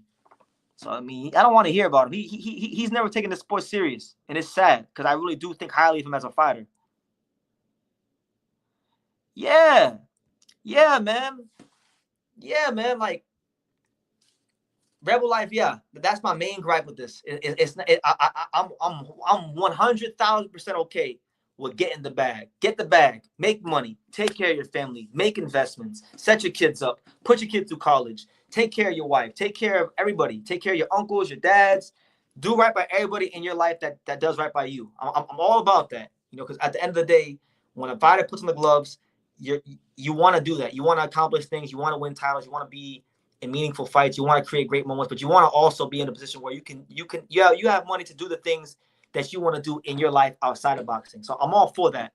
But like I said, what I'm against is fighters who do double talking, who will say that they can beat everybody in the division, that they're all about fighting the best, that they've never turned on a fight before as these other guys, but then they show up with the actions that no, they are strictly in it for the bag, and it's not like that. You can't do both. You can't do both. You know, you can't be, in my opinion, right? Because I'm not perfect. Nobody is perfect, you know, and I've got skeletons in my closet, like I'm sure a lot of you guys have skeletons in your closet. We all sin and fall short of the glory of God, right? But you can't be at the club on Saturday and Friday and Thursday, and then, you know, be on the church on Sunday, right? And I know we all have our vices, and we're all a work in progress. But what I'm saying is, you gotta, as much as possible, try to live what you preach, live what you talk. And the problem is, a lot of these fighters don't live what they talk. That's the facts. That's the facts. And that's people in life in general. Most people in life in general do not live and practice what they preach. And you know, nobody's perfect, but as long as you're making that attempt to try and live what you preach, that's all that matters. These fighters don't even try. You're passionate about the sport of boxing, BT. You're just speaking of passion bigger about something you seem to love more than the boxers, apparently. I love this sport, man. Like, I don't understand it, right? Because I'm gonna get real with you guys. You want to know? You want to know BT? You want to know True School Sports? You want to know the guy behind this computer screen? Listen, man. I was what was I? Yeah, I was 18 years old, man. I was 18 years old. I was living in Dallas, Texas. I was covering the NBA. I was trying to find my footing in life. You know, I was trying to please family members. You know, I was trying to go to school. I was trying to like work these jobs. You know, but I said, you know, I don't want to go to school. All right, that's not for me. I believed in myself, and I had vision, and I had foresight, and I wanted to cover sports. Now, at the time, it was basketball. It wasn't boxing back then, but I wanted to cover sports. Right? They wasn't trying to hear that. Right? So I tried to please everybody. You know, I was young, so I cared about what people thought, and you know, I wanted to kill myself trying to please everybody. I literally thought about how to kill myself. Truth be told, right? You know what saved me from not doing that? Going down to Canino's boxing gym when I was 19 years old. When I was 19 years old, going to Canino's boxing gym, putting on those gloves, learning the sport of boxing, hitting the bag, sparring, learning what boxing really meant at the truest, like, core and essence of this shit. Going to the gym, you know, sparring some of the local pros. RIP to my boy Gabriel Chacon. He fought in the amateurs. He had like 5 pro fights. Sparring him, you know, getting my ass kicked, and still come back the next day, trying my best, you know, getting stronger, you know, learning what boxing really, really meant. And you know, because of these lessons I learned in the boxing gym, you know, I eventually started covering boxing, and I've always loved boxing as a fan. I watched Bernard Hopkins versus Trinidad first fight when I was a kid, when I was 6 years old, when Dad put me in front of the TV. Watched Pacquiao Cotto, watched Cotto O'Clady, you know, watched Mayweather De La Hoya, a lot of fights. But it really became real when I went to the boxing gym. And I never fought in the amateurs. I don't have any ambition to turn pro or nothing like that. But how is it that boxing saved my life and I love it more than some of these fights? I don't get it. I don't fucking get it, because these fighters come from worse poverty than me, and they don't love the sport. They don't love the sport. They don't really want to be great. And I get it. You want to make money, and it's a hard game, and people criticize. I get it. Like, trust me, I get it as much as anybody in the media. But like, man, a lot of y'all not like that. It's pissing me off, because I feel like if we get one guy in boxing who has some fucking personality, who fights his heart out, who takes some tough fights, you know, wins them, you know, and people are gonna get behind that. Why do you think a guy like Brian Norman Jr., we'll get to Brian Norman Jr. later on in the live, but like, why do you think a guy like Brian Norman Jr. is catching on with so many boxing fans right now? Why? Because Brian Norman Jr., you know, he's traveling to other places fighting people. He's been in some tough fights where he was brought in to lose and won in sensational fashion, and he's knocking people out. and he's great to talk to, and he's fun to listen to, and he ticks a lot of boxes. So he's still got work to do. He's got to beat Devin Haney, which is no easy task, but like he's on a trajectory of becoming the next star of American boxing because of the fact that he's just different than these guys, or at least he's shown that so far in his career. Maybe at some point he'll get money and he'll be just like these guys, but thus far he's on a trajectory where it seems as if he's different, right? So, and that's a minor example, but yeah, man, just I don't get it. I don't get it. He said, "Damn, bro, I'm so glad you found the strength to not unalive yourself. I have learned a lot from following your channel." Yeah, man, like. That's what I'm saying. Like people will come on this channel, right? They see me, I try to talk properly. I try to talk in a way that's, good. I'm not trying to sound like an idiot, and they say, oh, well, BT's a nerd. BT's this, BT's that. And they don't even know BT. They don't know what BT came from. They don't know that the reason, the main source of why I love boxing is because I damn near killed myself. And it was boxing that was there. It was boxing that taught me bravery and courage and honor and dealing with adversity. So how is it that I didn't even fight anywhere close to these guys' level, but they don't love the sport like that to actually try to do right by the thing they say they love. They say took them out the hood. They say, gave them new life. I don't get it. Help me understand, guys. Help me understand it, please. BT, the new promoter. Yeah, I mean, thank you, man. Thank you, man. I'm getting fired up. Yeah, like you guys want to sit here and you want to clown Jin Sasaki, right? Who, okay, we know Jin Sasaki wasn't as good as Norman. Maybe he's not as good as a lot of these guys welterweight. But yo, you know what he did? He looked for greatness. He looked for Brian. He looked for the champion. He looked for one of the champions. He stepped up to the plate. Did he get his ass kicked? Yes. Did he get nailed to the canvas? Yes. But one thing you can't call Jin Sasaki, you can't call him no bitch. You can't call him a quitter. You can't call him scared. You can't question his heart. And it's sad because a lot of these guys who are more talented than Jin, like Jaron Ennis, they don't like Jaron Ennis, like Tank. They're a lot more talented than him, yes. But what good is talent if it's not tested against the best? If you're not stepping up to the plate and testing it against the best, what the fuck is the point of having so much talent? Riddle me that one. Anyway. You taught me a few weeks ago why fighters don't fight for undisputed as much due to this different sanctioning fees. Getting a piece of the purse, so the reward isn't worth the challenge. Yeah, I mean, it's tough because you want to go undisputed. You want to get all the belts. You want that moment. But again, like especially the lighter weight categories, every sanctioning fee, every sanctioning body is going to charge you about roughly 3 to 4% of your purse. So if you fight for undisputed, that's 12% of your purse, 11 to 12% of your purse, right? Then you got to pay a manager. Then you got to pay taxes. Then you got to pay a cut man. Then the promoter gets the cut. So yeah, it's tough. It's not as easy as simple as everybody thinks. None of this, like, and a lot of this frustration has come from the fact that I have an idea of what goes on in the boxing business. Like, I'm not gonna say the fighter or the promoter, who it is, but like the other day, somebody sent me a contract for a fighter, and he said, "BT, I want you to read over this contract for this fighter, and it's an undefeated fighter that's ranked in the sanctioning bodies of a particular weight class, and he's very, very good. He's like one of the next young stars of boxing, in my opinion." And they said, "BT, please read this. I want to see if what you think about this." And I read it, right? So I read the contract, and the contract said it was a fighter, right? And they said, "We want to pay this fighter X amount of dollars for a 10 round fight." And it was such low money. I'm like, wow, this is disrespectful. Like, these are slave wages. And this fighter's done everything right at this stage of his career. He hasn't done anything wrong. He's been in great fights. He's been in the kicking ass, taking names. And I'm like, okay. So I know that a lot of times there's fighters that do the right things and still get fucked over. Just like life. I'm sure maybe for a lot of you guys out there, you may feel yourself that you've done a lot of things right in your life, and you're the one that always gets screwed over in your own life. Or you may know someone. that does all the things right in their personal lives, and they can't seem to get ahead. So life ain't fair. We get it. Life ain't fair. But that's what I'm saying. A lot of this is coming from the frustration of knowing a little bit about, like, reading contracts, knowing a little bit about the business, and seeing like the struggles of Angelo Leo through his career, and other fighters that I know that call me and things like that, and prospects.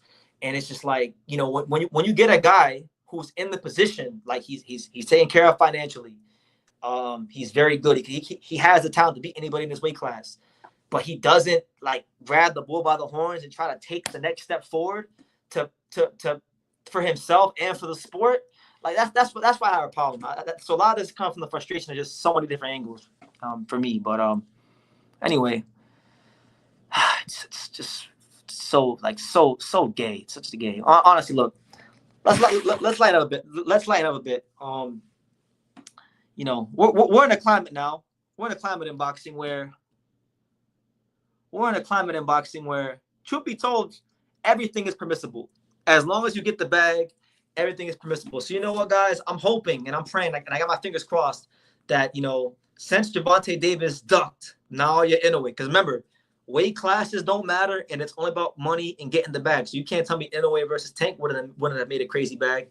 So I hope we get Dave Benavidez versus Naoya Inoue since Gervonta Davis ducks Jake Paul. I tweeted this. I tweeted this earlier today.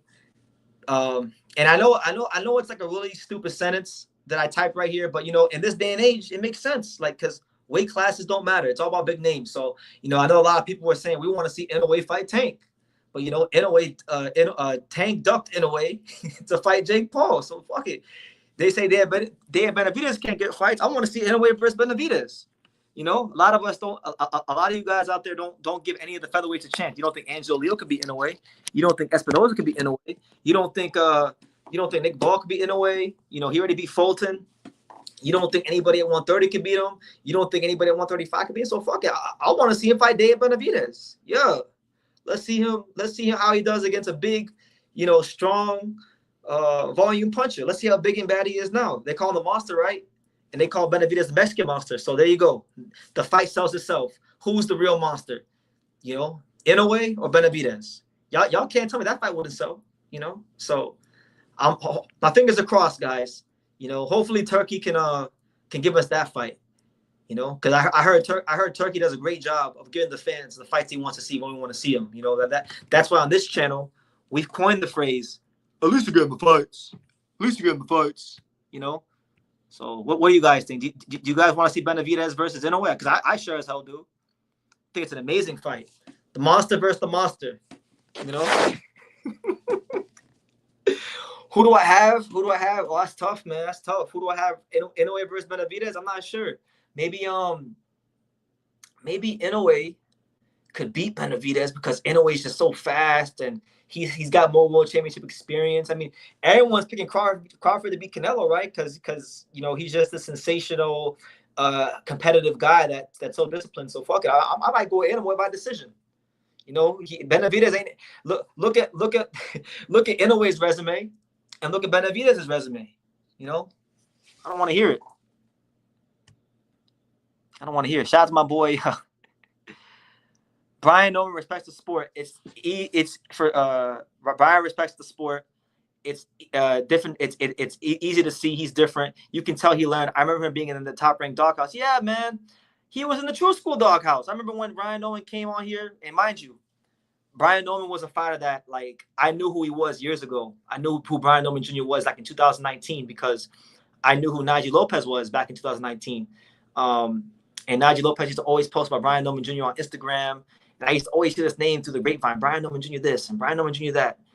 And then inevitably, you know, Top Rank signed him. So when Top Rank signed him and I heard he was fighting on the Shakur card, I was like, oh, okay, this is the kid that I heard about for all these years. And so when I saw him the first, like, you know, 1 or 2 times against guys like Quentin Randall and Janelson Figueroa, I wasn't impressed. I was like, this guy, come on, man. Like, he's going to get cut soon. Like, he ain't like that.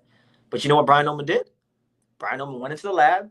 He improved his skills. He realized where he was going wrong. Him and his dad got very diligent with their work. They realized the value of a jab, you know, and they started fighting to his strengths a lot more. And they cleaned some things up defensively.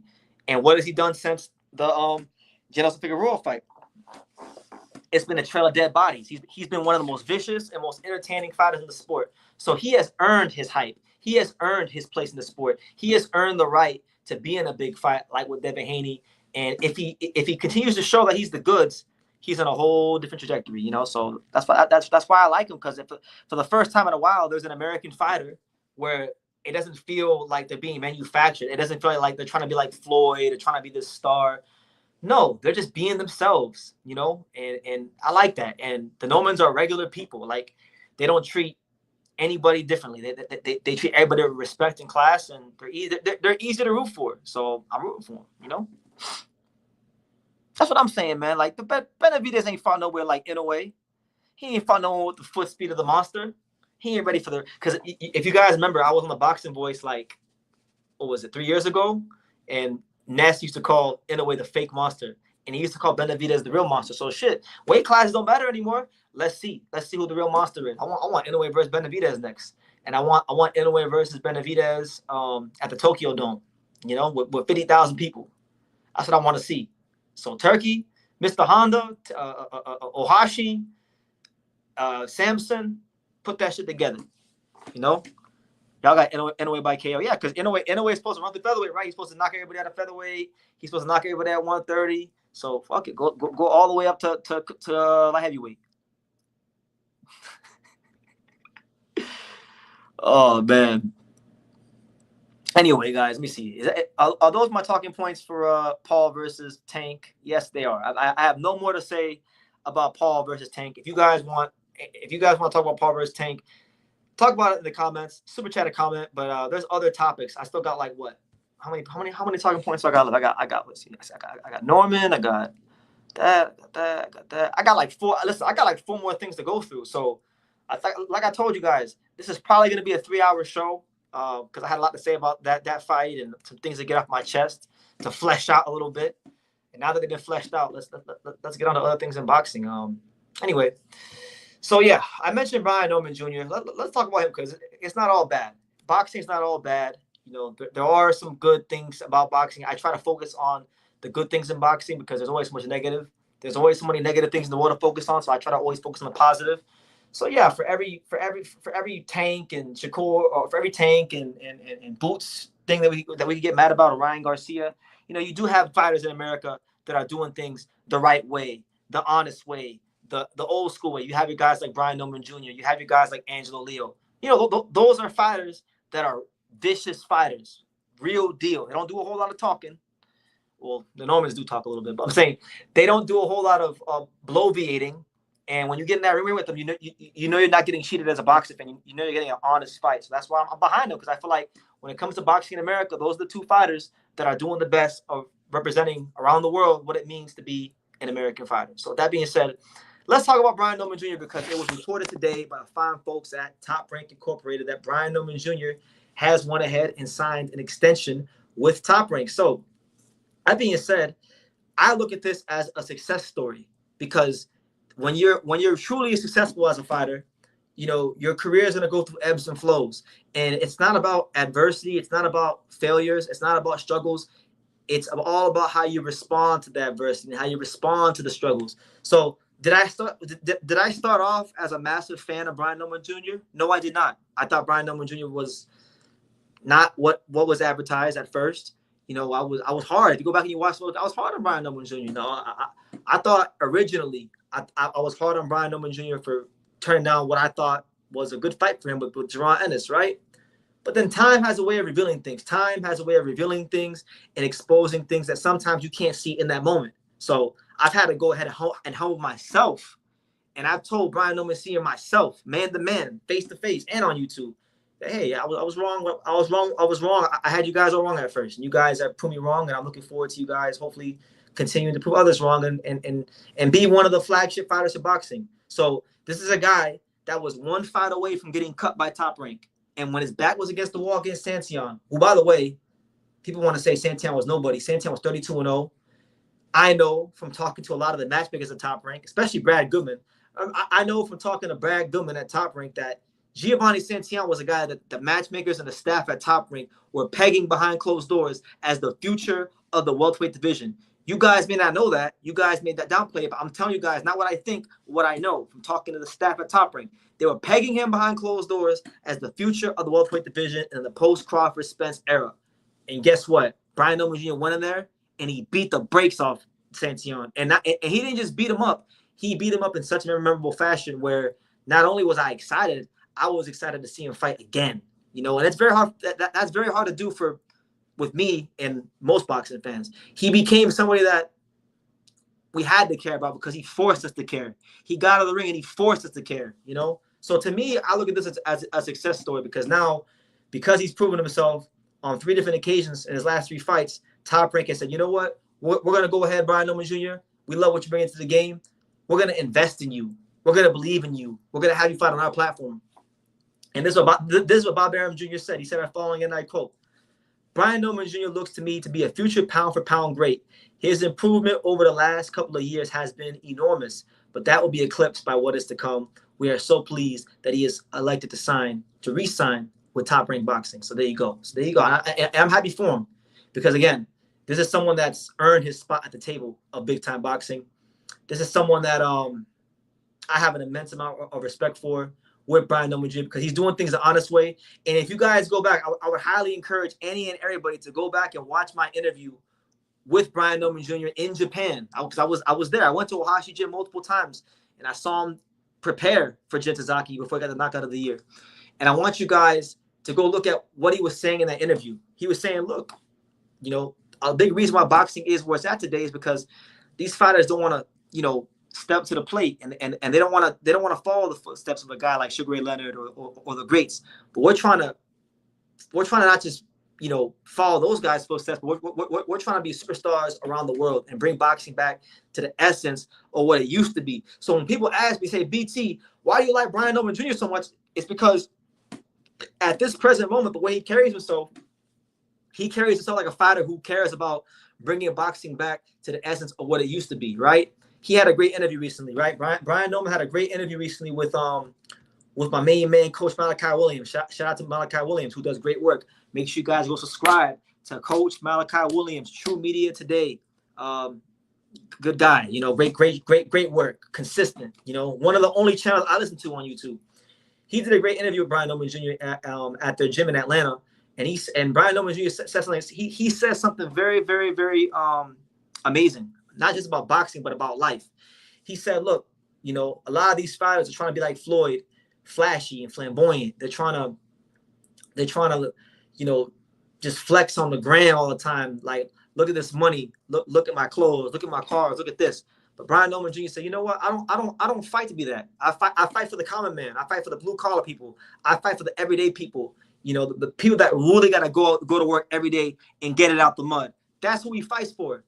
Brian Norman Jr. is an honest man. He presents himself as an honest man, and he fights for honest people. He fights for you guys. A lot of these fighters, they'll say, oh, you're fighting Uber drivers, you're fighting DoorDash workers, you're fighting dudes at these places. And that's a slight on everyday hardworking people. And he made a great, he made a great point about that. It's like one time I was talking to Sean Tuttle, right? And at the time, the whole Will Smith controversy was going on. When Will Smith smacked, what was it, Chris Rock? When he smacked Chris Rock because Chris Rock was, disrespecting his wife, quote unquote. But yet his wife was disrespecting herself because she said she was in an entanglement with August Alsina, the R&B singer, you know, defiling her own marriage. You know, she disrespected herself. She disrespected Will Smith, but Will Smith disrespected, you know, Chris Rock by smacking him because he was talking crazy about that, right? So I told Sean to tell one day I was telling Sean, I was like, man, you know what's crazy, Sean? Will Smith won all these Academy Awards. He was in all these movies, made all this money. You know, he did all these great things in his life. He made more money than I'm probably gonna see in my entire life. But you know what, Sean? Will Smith is a fucking loser. He's a loser because his wife don't respect him. You know, his wife don't respect him, and he's not a man worth respecting. You know, you over here doing all this bullshit, and she like, I told him just like that. So I say all that to say that in society these days, a lot of these fighters, a lot of these athletes, a lot of these people, they want you to worship them. They want you to idol worship them, right? And they think they're better than you. They think that you guys are peons. And the reason I like Brian Norman Jr., the reason I like Angelo Leo, the reason I like Rafael Espinoza is because all these three guys, they all carry themselves in a way where they're with the people. They care about the boxing fans. They care about their careers. You know, they care about the essence of the sport. Now, Espinoza, you know, I like Espinoza, but his promotional company may not let him really be what I know he is. But I know he's somebody that wants to fight the best. But Norman and Leo, them two right there, I know them two. They care about the boxing fans. That's why I like Norman in Japan. And from what I've seen, he never turned out an autograph. He was happy to talk to everyone. He was even happy to talk to my ass, you know, at 2 a.m. when I met him at his hotel after the biggest win of his career. So it's like, I feel like you know, this is a true success story. Success isn't about money. It's not about cars. It's not about jewelry. It's not about how many bad bitches on Instagram that you fucked. It's all about how you carry yourself, the impact you leave on people. How do you push your craft forward? You know, that's real legacy. You know, being someone that the people can talk to and relate to on an everyday basis. That's real legacy. That's a real champion. So you ask why I like Brian Norman Jr., you ask why I'm rooting for him, because Brian Norman Jr. is one of the handful of fighters, especially from America, that has really conducted themselves the way the old school fighters used to conduct themselves. And that's why I fuck with Brian Norman Jr. So I'm going to leave it at that, man. I'm going to leave it at that with him. Actually, yeah, I'm going to leave it at that with him. So anyway, let me go back to the comments because I know you guys got things you want to say. Shout out to everybody here at True Square After Dark. Yeah. Shout out to the people that listen, shout out to all the people like, you know, that are in blue collar industries. Like for me, I've had all kinds of bullshit jobs in my life. Like I've worked in a check cashing office. I hated it. I worked in the deli at Publix making sandwiches. I hated that. I bagged groceries. You know, what else did I do? I worked in a bagel shop one time. I worked at Save a Lot. You know, I had some jobs I really, really hated, but I never did no blue collar jobs.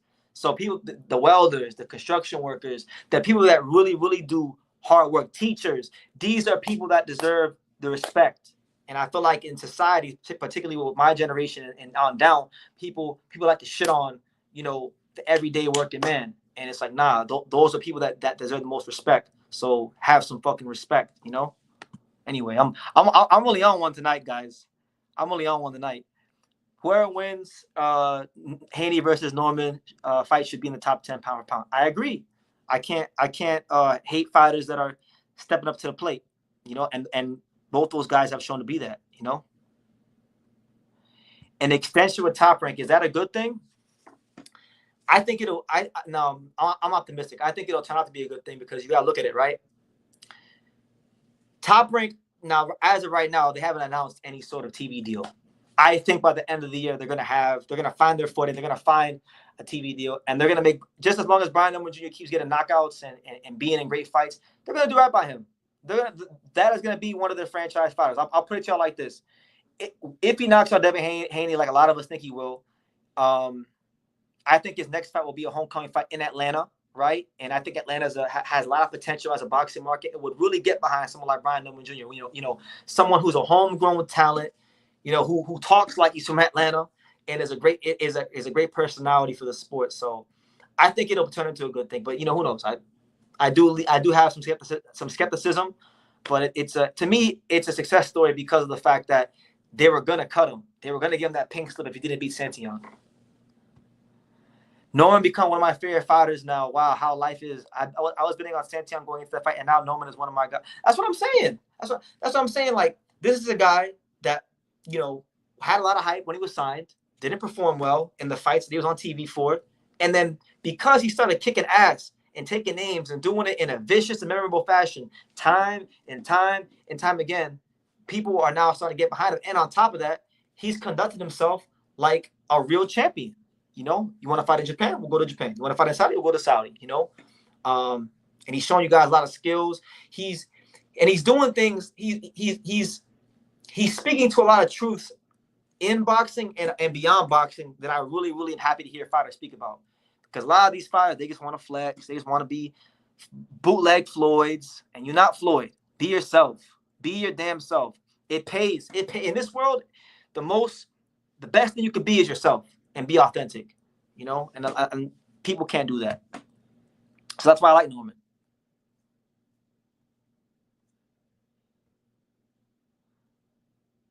He says, you need to make a clip about the rant of Norman. What a clip to send to my friends in Puerto Rico. Yeah, I'm gonna do that. I'm gonna cut up a lot of clips from this live when it's done, because I had a lot of moments in this one. Yeah, I mean, look, I'm gonna tell you guys this. It's difficult to stay humble as a fighter when you become a champion and everyone's telling you you're good now. It's hard, you know. I've seen it. Like, I've had a front row seat with Angelo. I've seen Angelo be at a place where nobody in boxing knew his name, and he could go to fights and nobody will bother him. And now it's like people know his name. You know, people stop him over pictures now. Girls tell him he looks better now. Like, it's different. It's hard to stay humble, but that's why you have to have good people around you that keep you honest and in check. So I hope Norman can continue to stay how he is. I think how he is right now and how he's been his whole career from a personality standpoint is exactly what boxing needs, and I hope that we get that. He won't knock Devin out. Maybe he won't. Listen, maybe Devin Haney exposes him. Maybe he loses a close decision. Who knows? But I think he's gonna do it. I think he's gonna do it. Remember Brian Norman and his father be watching this channel and all this love you're giving him. I mean, they earned it though. It wasn't always like this. They listen. When I tell you they earned it, they earned it. Because, you know, them first couple Brian Norman Jr. videos, I was like, yo, is this guy really like gonna be anything in boxing? Because even before we saw him, even before we saw Norman against Randall or Boca Chica or any of those guys, remember, Norman had 2 fights before that on prelims on Top Rank. And if you go back and you watch those fights, he didn't look great. He didn't look great in those fights either. So he didn't have 2 bad fights. He really had like 4 underwhelming fights. He had 4 underwhelming fights. So the Santillan fight, to my knowledge, was the 5th fight with Top Rank, and that was supposed to be the last fight. But because of how he performed, you know, that's where we're at now. So shout out to Brian Norman Jr. And shout out to everybody here, man. We 90 minutes in. I've been shooting off at the mouth, you know, and I'm really enjoying my time with you guys today. So definitely, you know, let your thoughts be known on this whole Tank situation. Where do you stand? Do some of you guys think I'm out of pocket? Do you feel like Roach versus Tank will still happen? Yeah, because there's so many ways to unpack that. But I pretty much said what I needed to say about that. So yeah. Mother Prince says, BT, do you think we get the number 1, number 2 versus showdown versus Tenshin and Takuma? Yes, I do. I do think we get that fight, and I'm picking Tenshin Nasukawa to beat Takuma Inoue. Takuma Inoue was a good fighter. You know, I think he was a bit of an overachiever because really he don't really have great power like that. He can box, and he got the right guy to win the title against, and I can't remember his name. I think it was Liborio Solis. So Tenshin will beat him. He'll beat him, but it's a good fight. And then we had another question about Japanese boxing here from my main man, Ellie. He says, how good is Yuta Sakai? Yuta Sakai is an awesome fighter. You know, I would say he's in my top 3 Japanese prospects. My top 3 Japanese prospects are Aoi Yokoyama, Yuta Sakai, and Yuga Osaki. Those are my top 3.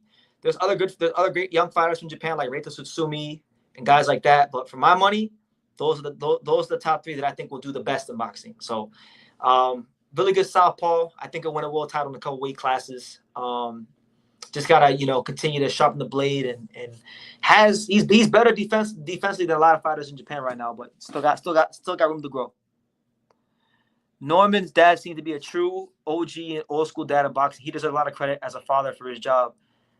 Well, you know what it is? I'm gonna tell you this about Norman Sr. because if you go and you do your homework, Norman Sr. can talk how he talks because Norman Sr., when he was a fighter, a lot of you guys may not even realize that he was a fighter, but when he was a fighter, he walked the walk. Now, Brian Norman Sr. wasn't a champion. He wasn't a pay-per-view star. He wasn't a guy that had a big promotional contract. He was actually the other guy. He was the journeyman. He was the fighter that was exploited by a lot of promoters. But you know what he did? You know what Brian Norman Sr. did do when he was fighting?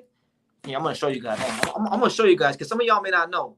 Some of y'all may not really know, like Brian Norman Sr., his career as a boxer. So I'm gonna have to make you understand. Because once you understand and you see who Brian Norman Sr. fought as a pro, you will understand why Brian Norman Jr. is how he is. So let's go to box rec, and let me show you guys because I can show you way better than I can tell you. So let me hold on.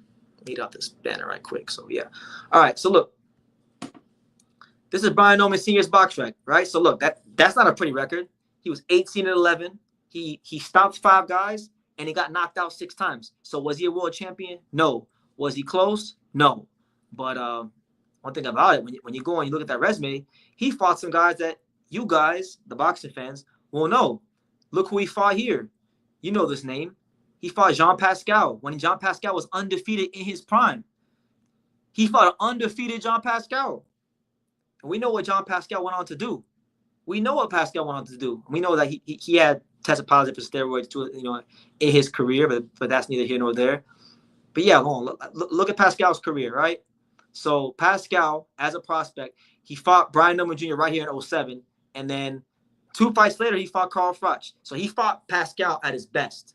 So when you understand Brian Norman Sr. and the path he walked as a fighter, you can understand better why Brian Norman Jr. is how he is, right? So he fought John Pascal. He fought, Fernando Guerrero. Remember him? He fought Peter Quillen. He was a upcoming guy, a guy that was expected to do some pretty good things in the pros. And he fought Peter Quillen. He fought undefeated Aaron Rodriguez. Dominic Wade. Remember Dominic Wade? Dominic Wade fought Golovkin, right? And he was a ranked guy. So Norman Sr. can talk how he talks because Norman Sr. walked how he walked. You understand?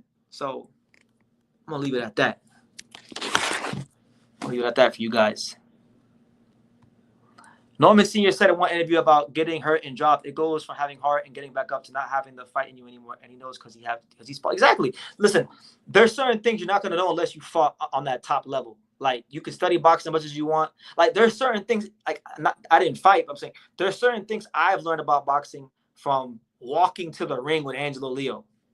It's going to sound funny. Like, I used to hear all these speeches from like older people in boxing about how the anxieties that fighters get before fights and how it's enough to strip a man of his pride. It's not so much the fight itself. It's like those last 10 to 15 minutes before you walk out. And I'll tell you, when we were out in Japan for the Kameda fight and Angelo was in the dressing room and we knew that the promoters and the Kameda promotions were trying to get us beat, and you got like more than half the crowd cheering against us to lose, you feel it. You feel it. So when I walked to the ring with them, I was like, damn, this is what boxing is. Like, this is what boxing is, Anyway, I digress. Guys, we got, let me see, what else we got? Look, we also have this. So apparently, it looks like Bakram Murtazaliev, there is some movement on the Bakram Murtazaliev front. Oh, let me put my charger. There is some movement on the Bakram Murtazaliev front because, one of my big frustrations about this sport, and particularly the 154 division, is, again, double talking. Guys saying that they really want to fight and they don't want to fight. Virgil Ortiz acting like he wants to fight Xander. Eric Lubin acting like he wants to be champion. I'm tired of that. So it appears that now I'll go to Josh Kelly's Twitter because Josh Kelly, he was the guy whose name was rumored to fight Bakram initially, and according to his tweets today, it looks like that he's going to fight Bakram because he tweeted this earlier. He said, I quote, "Target locked in, the hunter becomes the hunted." So Josh Kelly, it sounds like he's stepping up to the plate to fight Bakram Murtazaliev, which by the way, it does surprise me. It actually shocks me that Josh Kelly is going to be the one to fight Bakram because I thought Josh Kelly was going to be Xander's opponent. So, I'm not going to sit here and say he ducked Xander Zayas, to fight Bakram because I can't say you're ducking someone when you're fighting the guy that nobody wants to fight, Now, Bakram said, see you soon. He said, see you soon. So it looks like this is the fight we're getting. I like this fight because, Kelly was once a highly touted prospect. This is his chance to rewrite the narrative on his career. If he wants to prove that hype that he got early in his career was justified and validated and that people were right the first time about him, he's got a chance to by beating the guy that nobody wants to fight, right? And as far as Bakram, I'm just happy he's getting a fight because as he stated right here, this is they've announced a new name today. It's like the 5th or 6th name. He's losing track of the names. These guys don't want to fight him. And people keep saying, like, I'm getting the tweets. People keep telling me, they keep saying, well, BT True School, they don't want to fight Bachram because the money's not enough, which could be true, right? He's got main events behind him. Main events doesn't have the pull they used to have in boxing. I get it. Then they say, well, it's the IBF rehydration clause. Now, I'm going to tell y'all like this right now. I'm going to tell y'all straight like this. And again, I go back to Angelo Leo because from my personal experience, being around fighters, that's like the highest level professionals I've been around. He's the IBF champion. He's a consummate professional. I've seen him kill himself to make weight, and he's made it. So he's ruined my standard to fight of every fighter in boxing for how disciplined a professional he is. But I keep seeing everybody say, oh, the IBF rehydration clause is why guys don't want to fight. And my thing is, if the IBF rehydration clause is a reason for you to not fight for a world title, then you shouldn't be in the damn weight class. You should be up another weight class. Because if you've never been a champion, so look, like in the case of Eric Schlubin, you've never been a champion and you're trying to make more money in the sport. The way you make more money in the sport is by becoming world champion, because for 99.9% of fighters in boxing, your pathway to being in a higher tax bracket, a higher income level, a higher revenue stream is to fight for the belt. You fight for the belt. You now have leverage to get more money for the fights that you want, in your career. And I just feel like any fighter who's out here using the IBF rehydration clause as an excuse, it means you're in a weight class you shouldn't be in, because that shouldn't kill you. It really shouldn't kill you. I know it's difficult. I know it's hard, but it ain't impossible because I've seen it. Let me repeat myself again. I know it's difficult. I know it's hard. I know it might be inconvenient, but it ain't impossible because I've seen this shit with my own eyes on multiple occasions. I've seen Angelo Leo make damn weight and do the second day rehydration with almost little to no problems because he's a professional. So if you're a professional, if you do the right things, if you live with integrity inside and outside the ring, if you're in your proper weight class, the IBF rehydration clause should not be an issue. Okay? So don't come to me. I'm the last person in boxing media I need to hear any of you come to me with about, oh, he doesn't want to fight because the IBF rehydration clause. Well, then he needs to move up. Because if you can't make the rehydration clause for the IBF, it means that you're really not prepared to be a champion for a long time in the weight class anyway. And if you're not prepared to be a champion for a long time and make defenses, because that's where the money's at. The money's not winning the world title. The money's in defending the world title. So if you're not healthy enough to defend the world title after you win it, you shouldn't be in the damn weight class. So that's not an excuse. Now, is money an excuse? Of course. Money is the most important thing in boxing.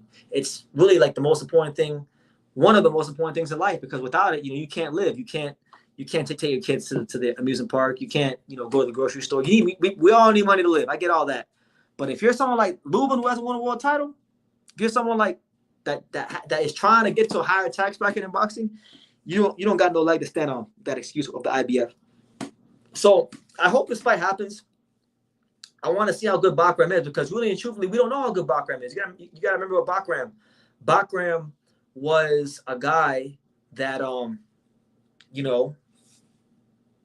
didn't fight on TV for like 5 years. He was always on like the prelims. His fights were always on the untelevised portion, and he wasn't supposed to be Tim Tszyu, right? So he just like Norman did to a degree, he made us care about him, right? So we want to see how good he is, and we'll find out by him defending the belt. And it'll start with, presumably, according to Twitter, Josh Kelly. And he's going to be a heavy favorite to beat Josh Kelly, but still, it's a chance for him to test his skills against a guy with a name, a guy that will get him active and keep him active. So good for Bachram. I'm glad Bachram's going to fight. And I'm not saying that he's a killer. Like everyone says that. I think that I don't think that Bachram is this killer yet. I think he's good. Obviously, he won a world title, but we got to see more. I got to see more of him. 2024 Olympian Joe Hart debuts this Friday. I see him debuting 130. 135 will be interesting in the future when guys like him and Hayato move up. Jamal Harvey is amazing, man. Yeah, I'm really excited for Jamal Harvey. I've had Jamal Harvey on this channel a couple of times. I've been knowing Jamal for like 3 years since I met him in 2022 at the Olympic Training Center. Really good fighter, has a good head on his shoulders. Looking forward to seeing what he does in the pros. I think he's going to be a world champion. And yeah, him and Hayato could be a good fight one day. Do I think that Riku Masuda will be a world champion? Yes, I think Riku Masuda will win a bantamweight world title for sure. Big time puncher, elite body puncher, and got a lot of skills. No, I'm not saying it's a bad fight. I'm okay with the matchup itself. I'm just more so alluding to the fact that kind of tying it into the point from earlier in the live of like guys double talking, and making Bakram look like a killer.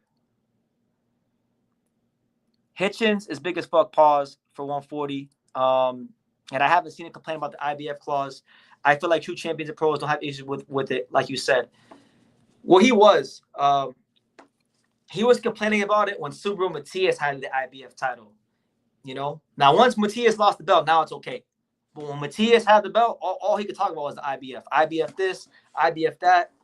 So yeah, but yeah, a true professional can win the IBF title, fight for the IBF title, and make the weight. Now if you can't make the weight, you go up. You go up. You say, I can't make the weight, I'm going up. But that for most fighters, that's not the case. It really isn't.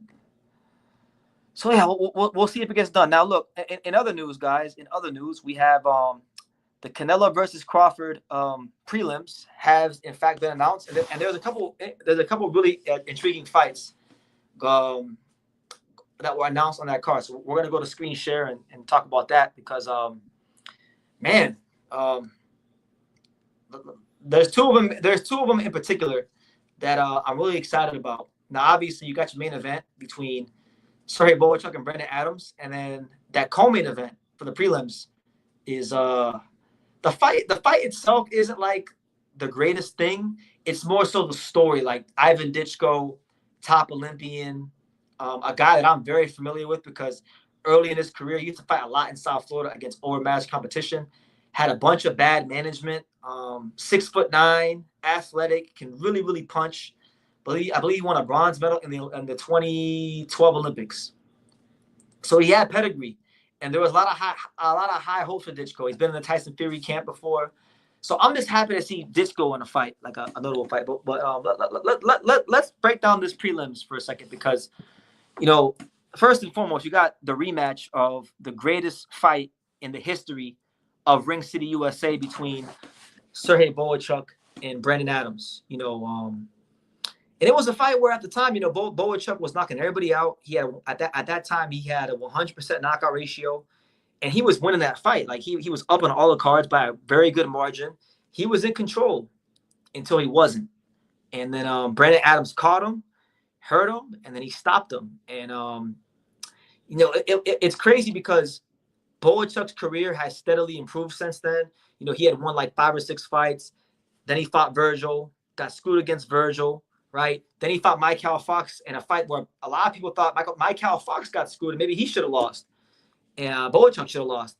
So Bohachuk had a lot to prove. He had a lot to prove going into this fight. And he has to do it against the only guy that knocked him out. So he has to exercise some demons in this fight. And for Brandon Adams, he's had a very hard luck career. Really, he's had a tough career because he lost to Charlo early in his career when Charlo was the middleweight champion. He beat Bohachuk, right? But that fight didn't really springboard his career forward like you would think.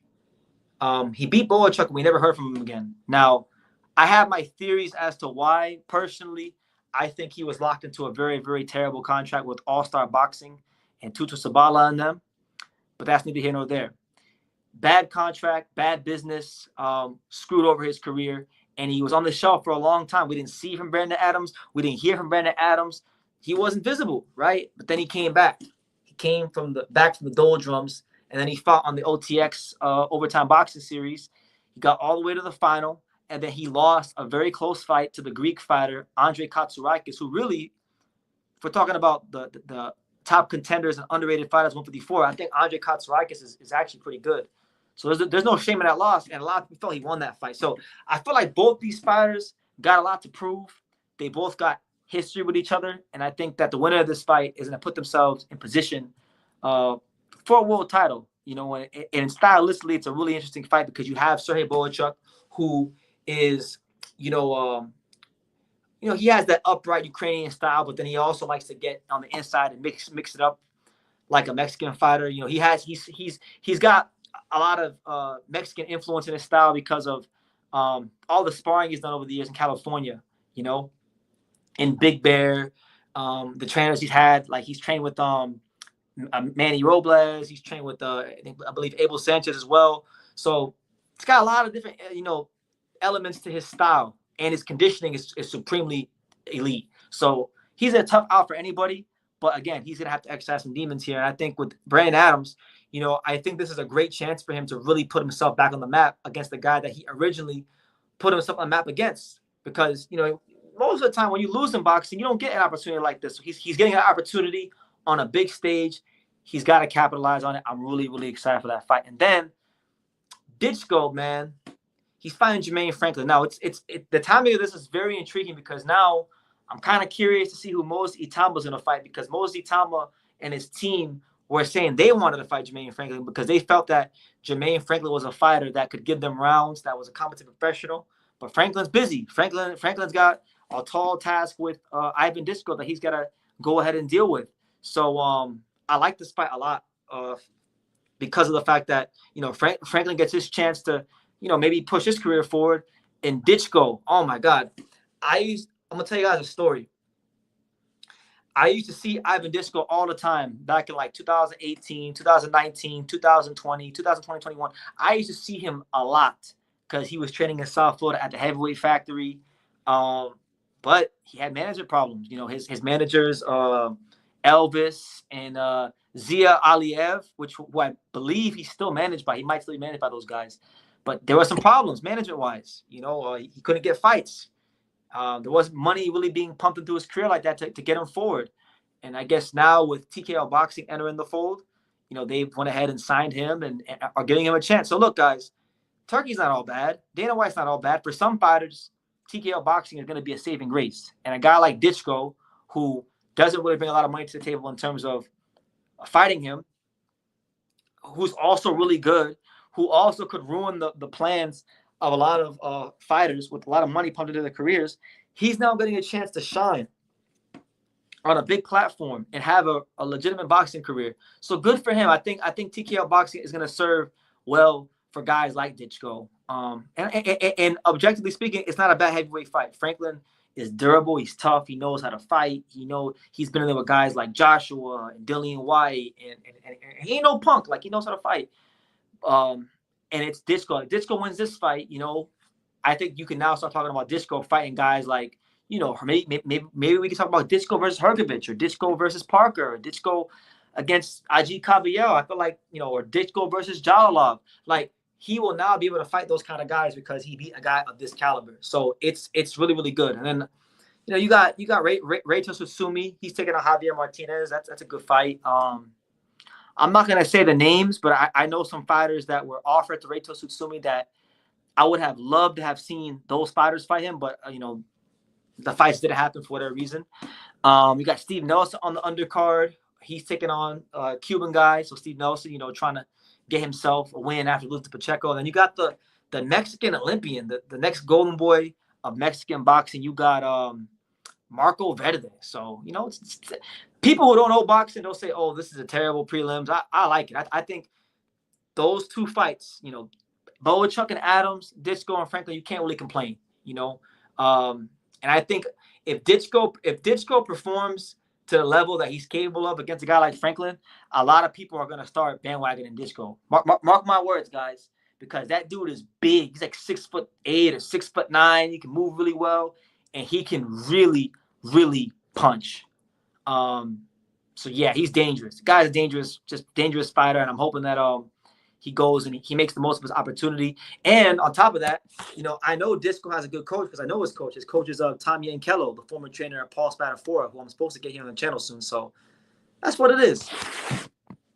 That's what it is, man. But let me see. We got my man Heavyweight Factory. Yeah, the Heavyweight Factory. It's a gym that's not really in operation anymore. But there was a time, man, like when I was going there. Whenever I'd go there, I'd see Ditchko, and Ditchko, was there, and he would do some sparring here and there, and I'd watch Holyfield talk to him and certain guys, and there was even one time. I'll tell you guys another story. There was one time where because I have a scooter. I have like a motor scooter that I drive around on. This red Italian like motor scooter moped. And there was one time where I was just driving around the neighborhood, and I drove one time and I saw Disco doing his road work, and then I pulled over, and then I talked to him for like 5 minutes. So that was pretty cool. So yeah, I like Disco. Disco can fight, man. He's been overlooked for way too long. He's been passed over for way too long, and this is his chance. If he doesn't perform and he gets knocked out by Franklin, he can't say he didn't get an opportunity on a big stage to show the world where what he actually is as a fighter. So that's what it is. BT, what do you think about Jesus Ramos' move to 160? Is it a permanent move or one-off? I was surprised. I think it's going to be a permanent move for him. You know, he's a pretty big 54-pounder. I've always wondered how the hell he made 154 in the first place. And I think it's a better chance for him to win a world title. Do I think he could win a world title at 154? Yes, because I think he beat Lubin, and I do think he's one of the better fighters at 154. But, you know, he's huge for the weight class. If he can't make the weight, he can't make the weight.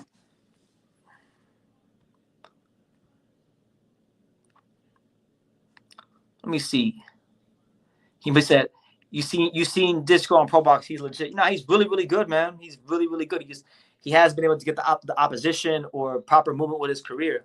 Same thing with Daniel Lusinov, another guy who is really good, who won 2 gold medals for Kazakhstan, had all the talent in the world. Guys don't want to fight him, and he had the same management as Ditchko, and you know there was problems there. In fact, one time his manager tried to sue me for some bullshit, but that's neither here nor there.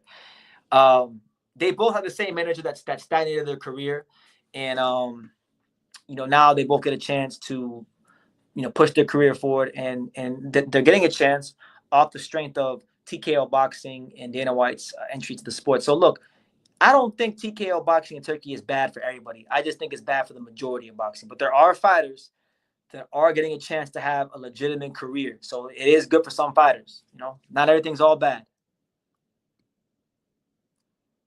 All right, my last talking point, guys, and then and then after that we can freestyle the rest of the live as long as we want. Make sure you guys smash that like button so that this live gets pushed out to as many people as humanly possible, and we can continue to grow this channel because I'm trying to get to 100,000 subscribers. It's been a grind over these years. I'm trying to get to 90. You know, once I get to 90,000, I'll really start thinking about 100. But yeah, definitely subscribe, hit that like button, subscribe, super chat, all that good stuff. Look, the last talking point of this live, almost 2 hours in, is Xander Zayas. You know, the saga continues. You know, he recently went on Twitter and he checked Oscar De La Hoya for about Virgil Ortiz. So let's check that out, and let's see what Xander Zayas said, because here's what he said. So Oscar De La Hoya said, "Never in my wildest dreams did I ever think a Puerto Rican fighter would duck. I respect Puerto Rican fighters from Wilfredo Gomez to Miguel Cotto to Oscar Collazo and Felix Tito Trinidad. But bro, this is a bad look." End quote. Xander Zayas responds to Oscar De La Hoya by simply saying, "It's a simple question. Are you letting your 27-year-old prospect fight me in Puerto Rico? Yes or no?" So there you go. Xander Zayas being very firm, being very tactful, being very direct with Oscar De La Hoya. And you know what? I'll repeat the question for him. Is Oscar going to let his 27-year-old prospect fight Xander Zayas? Because, again, I reiterate my point. Virgil Ortiz is in no position to dictate anything to the champion. He is a guy who has never fought for a world title. And you know, and do you guys know what they call 27-year-olds who haven't fought for world titles? They call them prospects. So is Xander wrong? I don't think he's wrong. And he's telling you, he ain't said he's ducking the fight. He said, "I'll fight you. Just fight in Puerto Rico." So if Virgil really thinks he's like that, which everyone says Virgil is about the smoke, Virgil is this, and to a degree, I think he is about the smoke because he fought people. He fought Bohachuk. He fought, you know, Majimov, even though he did nothing for his career. He fought some good people, man. So I do think Virgil is a guy that will step up to the plate. But when it gets a little inconvenient for him, when he has some things dictated to him because he's not in the position, will he do what I've seen many fighters in boxing? Like, will he do what Brian Norman Jr. did? Like Brian Norman Jr. when he wasn't the champion, right? He went to San Diego. He went to San Diego and fought Giovanni Santillan and beat the dog shit out of him, right? And that's why he's not. That's why he's in the position that he's in now, right? Angelo Leo, right? He was world champion, lost, had a whole string of inactivity. He didn't come off that bad contract of the other promotions and say, "Oh, pay me $100,000." No, he said, "You know what? I'll fight on Pro Box. I'll take short money and I'll win all these fights and I'll become champion again against a guy that people don't think I'm gonna win." And look at him now. Now he's a 6-figure fighter again. Soon he'll be a 7-figure fighter. So when you believe in yourself, that's how you behave, right? When you don't believe in yourself, you do what the Golden Boy is doing. So are they gonna fight Xander? Yes or no? Because it's not. Xander said yes when he was a prospect and had no belt, and Xander said yes as a champion on the condition that you come to Puerto Rico. That's it. He wants to fight in Puerto Rico. Top Rank's already told Xander he's fighting in Puerto Rico. So Oscar, he's not ducking Virgil. You guys think that Xander is sweet? You guys think that Xander is a punk? You guys think that Xander is easy pickings? It shouldn't matter where the hell you fight him. You can fight him in Puerto Rico, Vegas, Texas, Timbuktu. It is what it is. Just go fight the kid. Beat him, take his belt, and then at that point, you can dictate whatever you want. You can tell people, yo, come fight Virgil in the back alley if you want, you know? We got a super chat. My man says, my man Floyd made Connor eat his words. He says, "True school, you're wrong. Roach didn't duck. He didn't want to be frozen out by Gervonta Davis because Gervonta Davis didn't take the fight. What do you want to do? He's got a family." Listen, I'm not knocking him. What I want him to do, I mean, in a perfect world, I would like to see the rematch happen because it was a great first fight. My thing is, it's the optics of it don't look good because for weeks on end, and mind you, I did not have an opinion. On if T was ducking Tank or if Tank was ducking him. I had zero opinion. Truthfully, I just wanted to see the fight. I never made a video about it. I never talked about it like that. But if you take step aside money from the company that is putting on the fight with the guy that you've been saying is ducking you, it makes you look like you're part of the problem. So that's my take. If they freeze him out, who cares? Okay, if they freeze him out, who cares? Because the reality is they could not freeze him out, and Tank might retire from boxing anyway because Tank's gonna get so much money from this fight that Tank can just retire. He can go chill on the island by himself and just go retire. Which by the way, he's been saying that a lot in his interviews. He wants to go just get away from boxing. He doesn't want the limelight. He doesn't want none of this. So with that being said, you could take the money or not take the money and take some may not fight you. It might not matter. I would just say, look, go fight Shakur. You know, go fight Shakur Stevenson. Maybe he's gonna fight Shakur Stevenson, which I'm not gonna get mad at. If you fight Shakur Stevenson and it's for the title, or if you can fight Shakur Stevenson in general, even in a non-title fight, because Shakur Stevenson is one of the top fighters out there, you fight him, no problems here. So if it's a matter of just getting the money and fighting Shakur, cool. But my thing is, I think that Roach really wants to fight Tank, right? Or at least that's how he acted. And it just looks bad. It looks bad. You're taking step aside money and celebrating it from the people that are putting on Tank's next fight. That's all. That's where I'm coming from. That's it. Tom Loeffler, Bohachuk's manager, admitted that they ducked Ennis. Speak on it. Keep the same energy.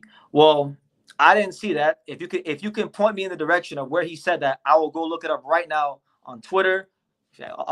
Just tell me where Tom Loeffler spoke on it, and I will go look it up right now and see what he said. Now, I never spoke to Tom Loeffler. What I can tell you is I spoke to Sergey Bohachuk. I messaged Sergey Bohachuk myself because I know him. You know, we follow each other on Instagram. I've had him on the channel before. Good dude. I said, Sergey, Eddie Hearn is running around. He's saying that, you know, you don't want to fight Boots, interviews and things like that. Did you get an offer to fight him? Yes or no? And did you turn down the fight? Yes or no? He said, I never got offered the fight. So look, either Bohachuk is lying or Boots is lying. Someone is lying because not everyone can be telling the truth. You know, I messaged Brian Mendoza the same thing. I said, Brian Mendoza, Eddie Hearn is running around saying that you don't want to fight Boots. Did you get an offer to fight? Yes or no? And did you turn it down? So Brian Mendoza messaged me back and he said, look, BT, they didn't offer me what they were offering other fighters. So I was negotiating with them. We couldn't meet in the middle. And he said it was frustrating because he saw that they offered fighters like $500,000 a fight. They didn't offer him that. He was trying to meet them. He was trying to meet them in the middle. I don't know what number he wanted, but he said they're trying to meet him somewhere in the middle. They didn't want to do that, so they fought Lima. They fought Lima because Lima. Let's be real. They fought Lima because Lima was the cheapest opponent and he was safe. That's what it was. You fight Bohachuk, good fighter, might lose that fight. You fight Mendoza, Boots be the favorite, good fighter, might get hit the wrong way, might lose that fight. You don't know. Brian can punch. Let us not forget what happened to Fundora. So I'm just saying, I think they wanted Lima. That's what they got. But please, I'm still waiting. I've been rambling. Because I'm trying to find out where Tom Loeffler said this. Let me go on Twitter. Let me see if I can find this on Twitter, because maybe Tom Loeffler said something on Twitter that implies that that Bohachuk ducked Jaron Ennis, which I don't believe at all.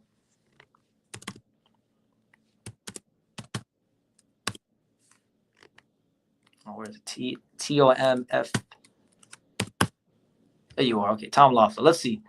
Let me go on Twitter right quick. Did Tom Loeffler say anything about Jaron Ennis?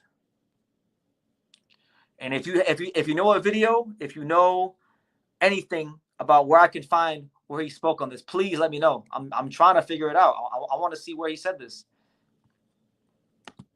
Because Boots will go around and he'll offer guys $250,000, $200,000, like poverty money, to fight him on a non-world title fight. It's like, nah, man, come correct. Yeah, I don't see anything. So please let me know. Please let me know where I can find it. It's on Twitter. Okay, let's go look for it. I'm looking for it. Because I'm fair. You know, I like Boots. People think I hate Jaron Ennis and that I get all this joy from talking about. No, I don't. I like Jaron Ennis a lot, actually, as a fighter. I just don't condone bullshit. So, okay. I think I may have found it. Let me see. So, all right. We got it right here. I found it. So, promoter Loeffler confirms Bohachuk turned down Ennis. Tom Loeffler, Sergey Bohachuk's promoter, he says, I know Eddie Hearn mentioned there was a big offer made to Sergey to fight Ennis, but we were working on this fight, which I told Eddie, and feel like this is a more important step for the promotion of his career to fight the rematch with Brandon Adams on the Canelo Crawford undercard. Bohachuk, seemingly unaware of the offer, and I'm actually mentioned in this tweet, so I'm pretty sure. I don't know how I didn't see this, but he said, Bohachuk, seemingly unaware of the offer, denied turning down an Ennis fight to True School Sports. That is not true. Nobody offered to fight with Ennis. So there's a clear miscommunication because Loeffler is the one doing the business, and Loeffler said that there was a big offer made to fight Sergey, which Loeffler didn't confirm. It wasn't a big offer. All right, well, that could, you know what? I'm fair. That could be classified as a duck. Because truthfully speaking, let's be real here. I understand the Adams fight is on a bigger platform. It's going to be bigger for Sergey's career if he wins in terms of the stage he's fighting on. But if it is true, and look, I'm reading the quote. I'm being fair. You guys can see I'm not being biased here. If this quote is true, if there was a big offer made, which I need to know the numbers, but if there was a big offer made, which Loeffler didn't deny that it was a big offer, then yeah, then it's a duck. Then fuck it. Then Boots didn't duck Bohachuk. Fuck it. I'll retract what I said about Boots and Bohachuk. But what I will say is that they did avoid Brian Mendoza, because how can you offer Rashidi Ellis $500,000 when he's not a 54-pounder?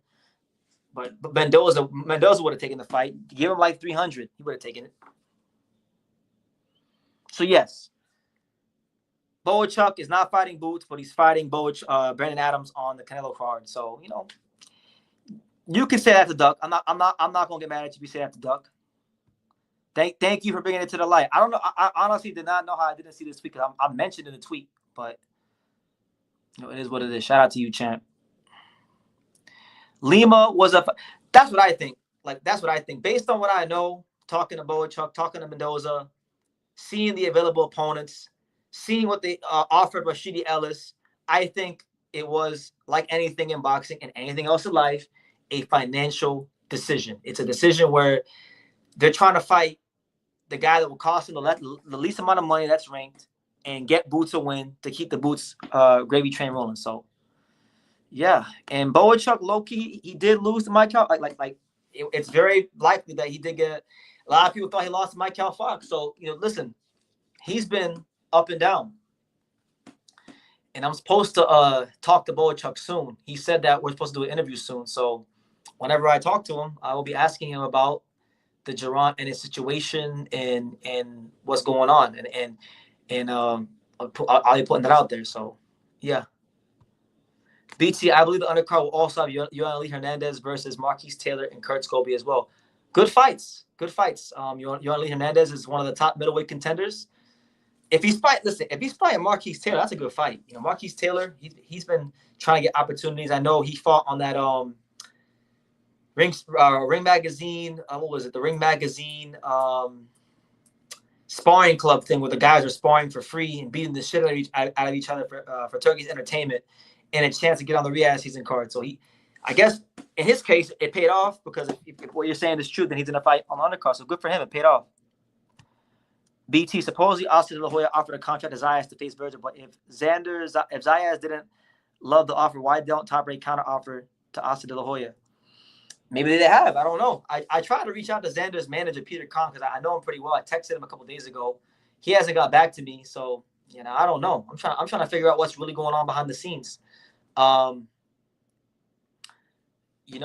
see. Let's give it some time. But I just don't like the optics of it. Like I don't like the guy in the promotional company trying to dictate to the champion. Because unless you're the megastar, like an Inoue or a Joshua, or I guess you could even say a Tank, or one of these guys that really bring in a lot of money, you can't go to you can't tell the champion what to do. It's not how it works. That's like right now at featherweight, right? That's like right. I use like Nick Ball, right? I use Nick Ball as an example. If Merjan Akbadalia comes up to featherweight, he can't dictate shit to Nick Ball. Nick Ball's the champion, and Merjan doesn't really like you gotta follow the program. You gotta beat him and then get yourself in that position. That's how it works. Lima gave highly tighter prospect Aaron McKenna his hardest fight on 4 days notice at 160. Same McKenna who stopped Liam Smith on it. Listen, I'm not saying Lima is bad. I'm not saying he's no bum. A lot of the Boots fans are saying that I'm thinking that Lima's a bum, and he's not a bum. He's not a bad fighter. I've done my research. He's southpaw, little awkward, can punch, strong. He's a guy that on a lower level has stepped up to the plate and fought some guys, in Europe, and I give him his respect. But Jaron Ennis is at a stage of his career where we want to see him in compelling fights. Like he's been in enough of these fights against fighters that we never heard of or we don't care about. Let's just be honest. Nobody knew who Lima was. None of the Boots fans mentioned Lima as a potential opponent. So it's like he may be good. He may cause Boots some problems, but it's just it's more of an issue of like, look, we want to see Jaron Ennis in the most compelling fights possible. Stanionis, because I know a lot of people bring up Stanionis. It was a good fight.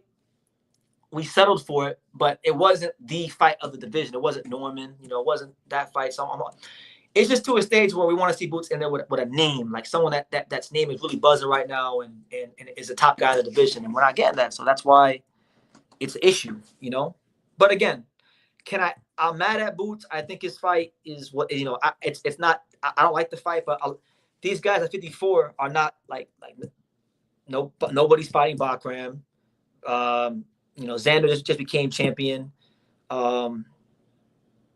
It is what it is, man. It is what it is. Let's wait and see. Maybe Lima and Boots becomes the fight of the year. We don't know. Maybe Lima will drop Boots or hurt him and put him in a real position he hasn't been in, and he'll force Boots to show something that he hasn't shown in his entire career, and will actually gain more respect for Boots in this fight than any of the previous ones. But more than likely, that the likely outcome is that Jaron Ennis is going to go ahead and he's going to go ahead in there. He's going to fight a guy who can punch a little bit, who's a little awkward. Maybe he stops in the middle of the later rounds, or maybe it goes to full 12 and Boots said, hey, I needed the rounds, and that's it. So, we'll see how it goes. Shout out to my man Jan. It's good to see you, Jan. Hope all is well with you. God bless. He says, any advice for my man Slava Spoomer after his loss against Xander Zayas? He's still ranked top 20 in the world. That's a good question, man. And listen, shout out to Slava Spoomer, one of boxing's true warriors. Again, the theme of this channel, something that I talk about a lot at all levels with any fighter, is fighters stepping up to the plate, making the big fights happen. And look, Spoomer he wasn't a big name, so to speak, but for him to come to the States and fight Xander, first fight in the States, Xander's one of the top guys out there. He stepped to the plate, so respect to him. But let me go ahead and look. So look, he asked me, my boy Jan, this is his buddy. Jan's a professional fighter himself, fighting out of the Hachi Nakaya boxing gym. This is his buddy from Germany, Slava Spoomer. He fought Xander. He was game, but he just a little bit outgunned in the speed department and the skill set department. But he's tough, and he's still a guy that's on that fringe top 15 level, right? So I like Slava Spoomer. He won some fights in his career he wasn't supposed to win. I know from my research that this fight right here against Milan Pratt, who was 20-0, good puncher. A lot of people were picking Milan Pratt to win that fight, and he beat the brakes off of him. But nonetheless, so he lost to Xander, right, in a 9th round stoppage. This is Slava Spoomer, right? And I vividly remember talking about Slava Spoomer when me and Jan went to this Izakaya in Japan. So shout out to Jan. But right now he's 20, so he's not. I don't think he's in the rankings like that. So you got a couple options here. Looking at the names in and around him, if I'm just going by BoxRec, the fight that I like for Slava Spoomer that I think he can win and that would raise his stock in boxing, I'll highlight it for you right here. This fight right here, Jan, I would like Slava Spoomer to fight Vito Mielnicki Jr. I think that's a very winnable fight for Slava. I think that's a good style for him. I think he could stop Vito. And I think a win against Vito, because Vito's, he's an American fighter. He's somewhat known because he's been on a lot of big cards. You win that fight, you can build off that and, potentially even, get a bigger fight after that. If you can't get that fight, then I like this fight here against number 24, Troy Isley. He's undefeated. He was an Olympian. He was a guy that, definitely does have some stock in the middleweight division. So that's a good win if he can get it. And then, if not him, you got, I would say, honestly, if I was in a management position or an advisory position for Slava Spoomer, those are the fights I'm gonna go with. I would go with Isley or Mielnicki. I think those are very good matchups for him. And fights that he's got a chance in at the world level. So that's my response to that. You know what I'm saying? BoxRec has him listed at middle. Oh, good point. Okay. Let me go back. You're right, because he's a 54-pounder, and I was reading from the middleweight rankings. But I do think Slava could beat those guys, though. I'll tell you that. I think he'd match up all those guys. So let me go to 54 and answer your question. You're right. Thank you for the correction. Shout out to everybody here. It's True School After Dark. We're talking boxing now. We talked about all the nonsense of boxing. Now let's help some of these fighters, man. Let's see if we could figure out a pathway for good old Slava Spoomer, who's 20th. And my boy Jan, who's good friends with Slava. We know Slava fought Xander Zayas, and he's asked me what's some advice for Slava. So look, man, there's a lot of options for Slava. So I'm seeing a couple names for him here. Now, Josh Kelly, you can't fight. He's fighting Bakram, supposedly. Callum Walsh is fighting Fernando Vargas Jr. Yohannes Telez got a fight, eliminator fight. If I'm Slava, you could do a stay busy fight. Maybe like in Germany, get a win. And then after that, I think a good fight for Slava that I think he could get will be right here. Right here. Tim Tszyu. I think Tim Tszyu would take that fight because Slava on paper, like he's not as dangerous as some of the guys Tim's fought. He's not like at that world level, so it would be a step down for Tim Tszyu. I think that's a good fight. You know, I think that's a winnable fight for him. You can fight Tim Tszyu. If you can't get Tim Tszyu because his team doesn't want to fight you, I will go down the list and I will go target Magomed Kurbanov. You know, guy's a former world title challenger. I think style-wise, he matches up very, very well with Slava. Based on what I've seen from Slava, I think that's a good matchup. And then outside of him, let me see if I have to go down a little bit more. I will just go with those two. I will go with Magomed Kurbanov, and I will go with what's his name, Tim Tszyu. So, I think you could get one of those fights. I really do think you get one of those fights because Kurbanov. I mean, I'm not sure if he's fighting, but you know, he's on that fringe world level, European level. Tim Tszyu is coming off of a whole truckload of tough losses, so they may be inclined to take a step down in competition, which they're going to view Slava as that because, you know, Slava lost to Xander. Slava's never beat anybody at the world level. Slava's, you know, not on. He hasn't proven to be on that level yet. So, just being realistic, I think those are two fights. Anyway, let me see what like 2 hours and 20 minutes in. Like I told you guys, I'm gonna make it an even 3 hours. I'll make it an even 3 hours today. Because we're already like almost there, so we'll make it an even 3 hours. Shout out to everyone here. It's your boy BT, the untouchable True School Sports Empire. I'm just here chilling, talking boxing. I don't know if y'all can see. I got Hajime no Ippo just playing on the TV over there. You know, I got to close my closet, but like I got Hajime no Ippo on the TV. You know, so I'm always keeping the spirit of boxing alive and well in the room. I got Hajime no Ippo just running the whole day, just watching the show. Giving me inspiration because I get a lot of inspiration from that show. That show really, like, you know, at this stage, you know, with all these circus fights with Tank and Paul and Boots and Lima and Crawford and Canelo, you know, really and truthfully, if I want to watch real boxing, I just watch Hajime no Ippo. I watch Ippo. I watch Takamura. I watch these guys. I watch Ricardo Martinez. You know. BT, do you think Jahai Tucker versus Omari Jones is a good fight? You think it's a realistic fight in the near future? Jahai Tucker. I mean, Jahai's a guy. He don't got a whole lot of money behind him, and like Top Rank don't really care about him, right? So, I think they'll let him fight anybody. To be honest with you, Omari Jones. So that's the one that was signed with Devin Haney. He can sign with Golden Boy. I think. Is it realistic? I don't. As crazy. Like, I know it's not a big fight money wise or name wise, but I don't think it's realistic because Omari. If Golden Boy is signing Omari Jones, you got to remember, Omari Jones is not like Golden Boy Promotions doesn't have a massive stable of talent.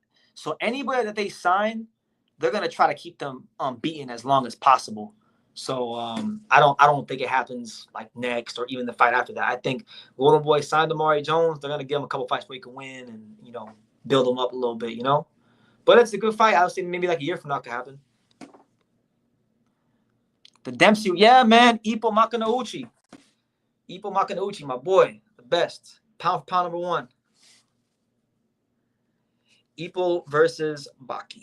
I said, ooh. I don't know, man. Ippo's a very strong, courageous fighter. But let's be real, man. If you watch Hajime no Ippo, when you really watch the show and you understand Japanese boxing, Ippo's like a Corkin Hall fighter.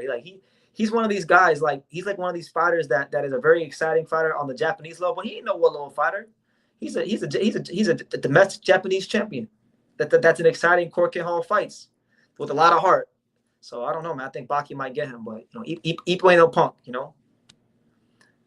Baki Hamna beats the shit out of Ippo. He might, bro. Baki Hamna ain't no joke.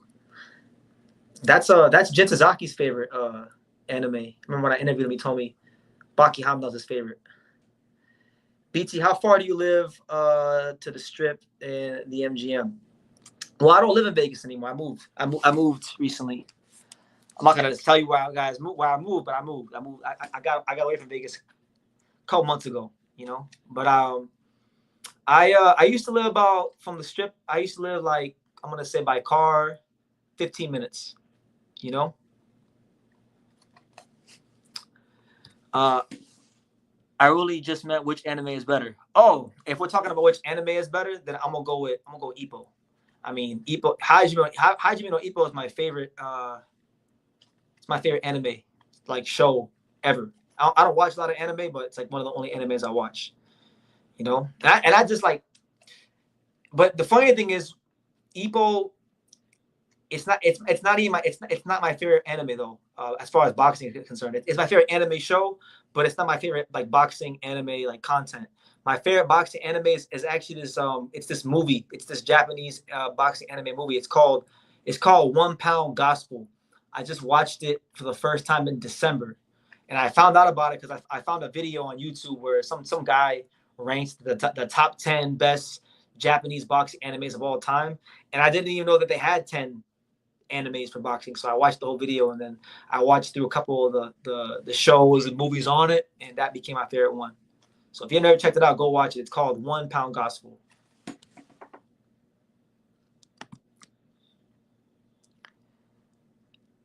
Shout out to everybody here. Let me see what else. Did I miss anything? Did I miss anything? BT, why does Golden Boy and Verge have to wait around for Zayas to dictate boxing business moves? If Golden Boy is offering the supposed champ Zayas a business move, business is business, because they don't have the leverage. Boxing is all about positioning. Boxing business is a chessboard, so you can't dictate. It's no different than when you negotiate a contract for the fighter, or if you're negotiating a contract in any other business.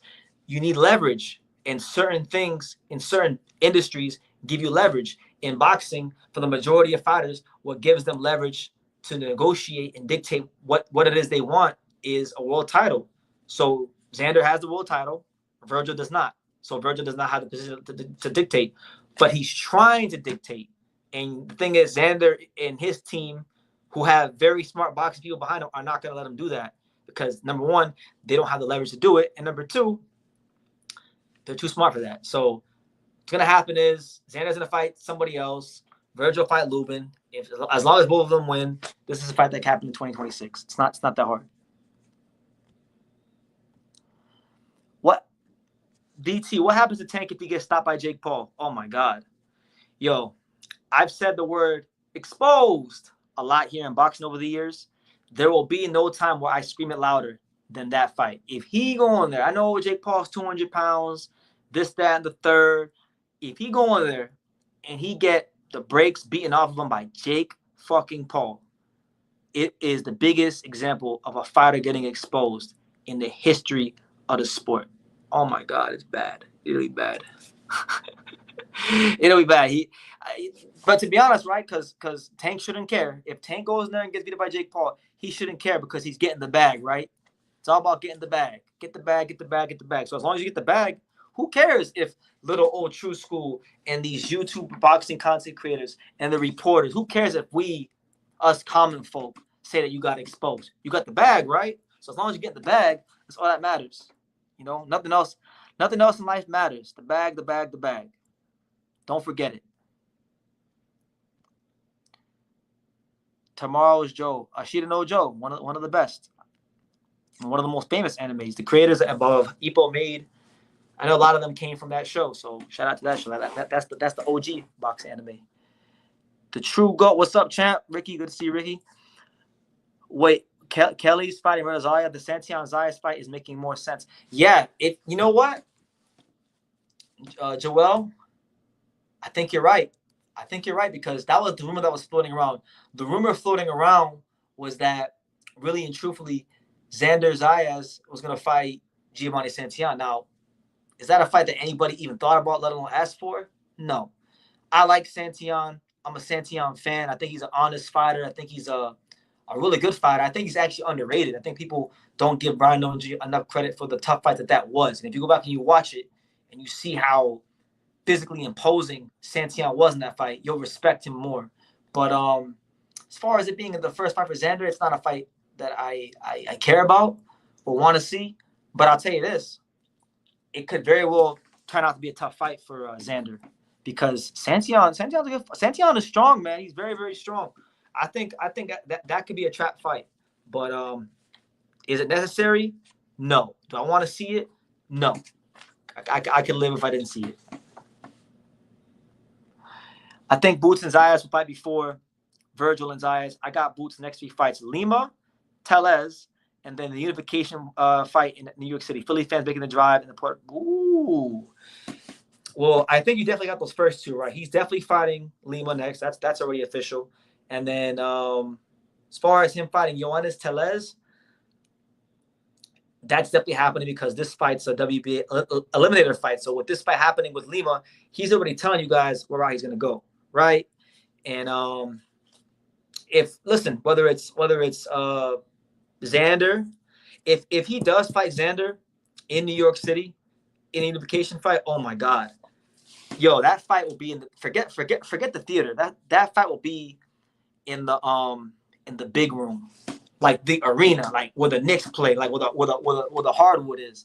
That would be a big time fight. You're talking about Xander's growing Puerto Rican fan base, and they're talking about Boots. Yo, Philadelphia is right near New York. I never realized how close Philly was to New York until I actually took a bus from New York to Philly back in 2022. Coincidentally, when I went to Jaron Ennis' gym. So it's crazy to me. Yeah, it's insane. That fight would do great business if they go ahead and do it in New York City. Vacants require 2 mandatories.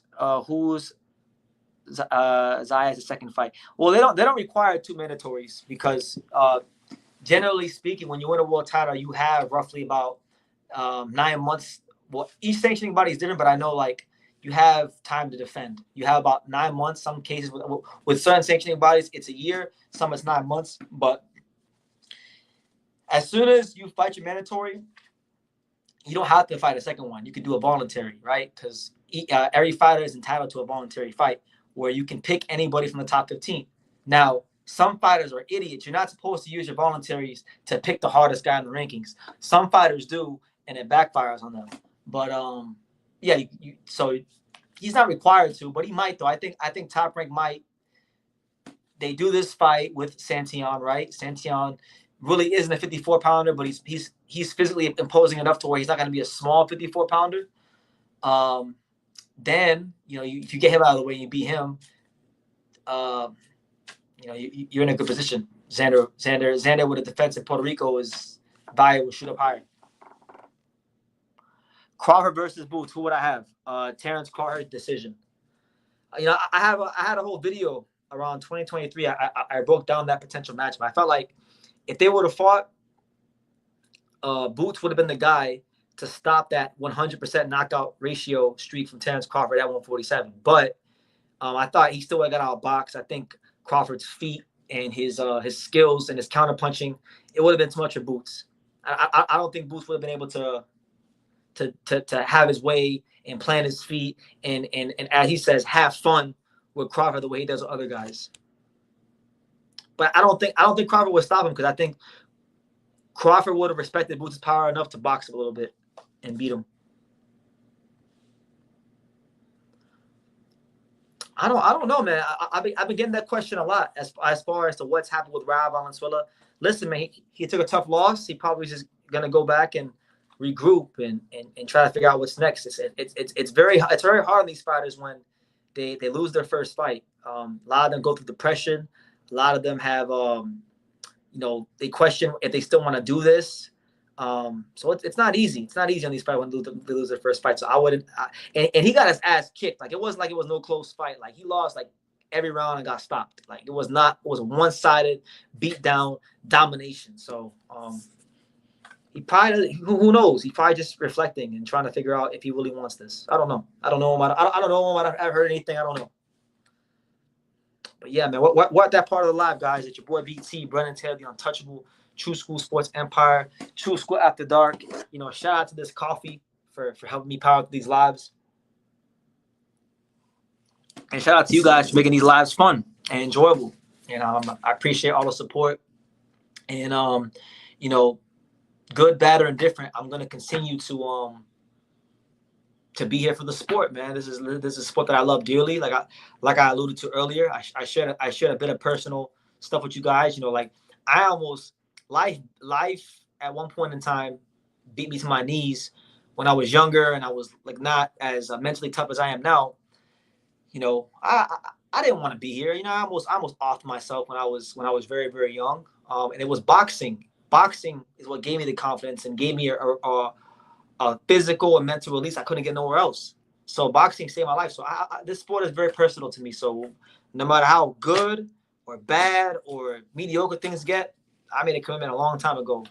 You know, boxing is like a woman. It's like a marriage. You know, there's a lot of things I wish I could change about her, but at this point, I'm so deep in it that if I want any sort of chance at peace, clarity, sanity, and any joy, I gotta accept her for her flaws. I gotta meet her where she's at, and I gotta take the good with the bad. I'm treating it just like that, you know. If I'm on Xander's team, BT fights I like to see Xander take as he keeps developing as a 22-year-old fighter are Santion and Nikita Zhu, and then Walsh, and then oh my God, I like that plan.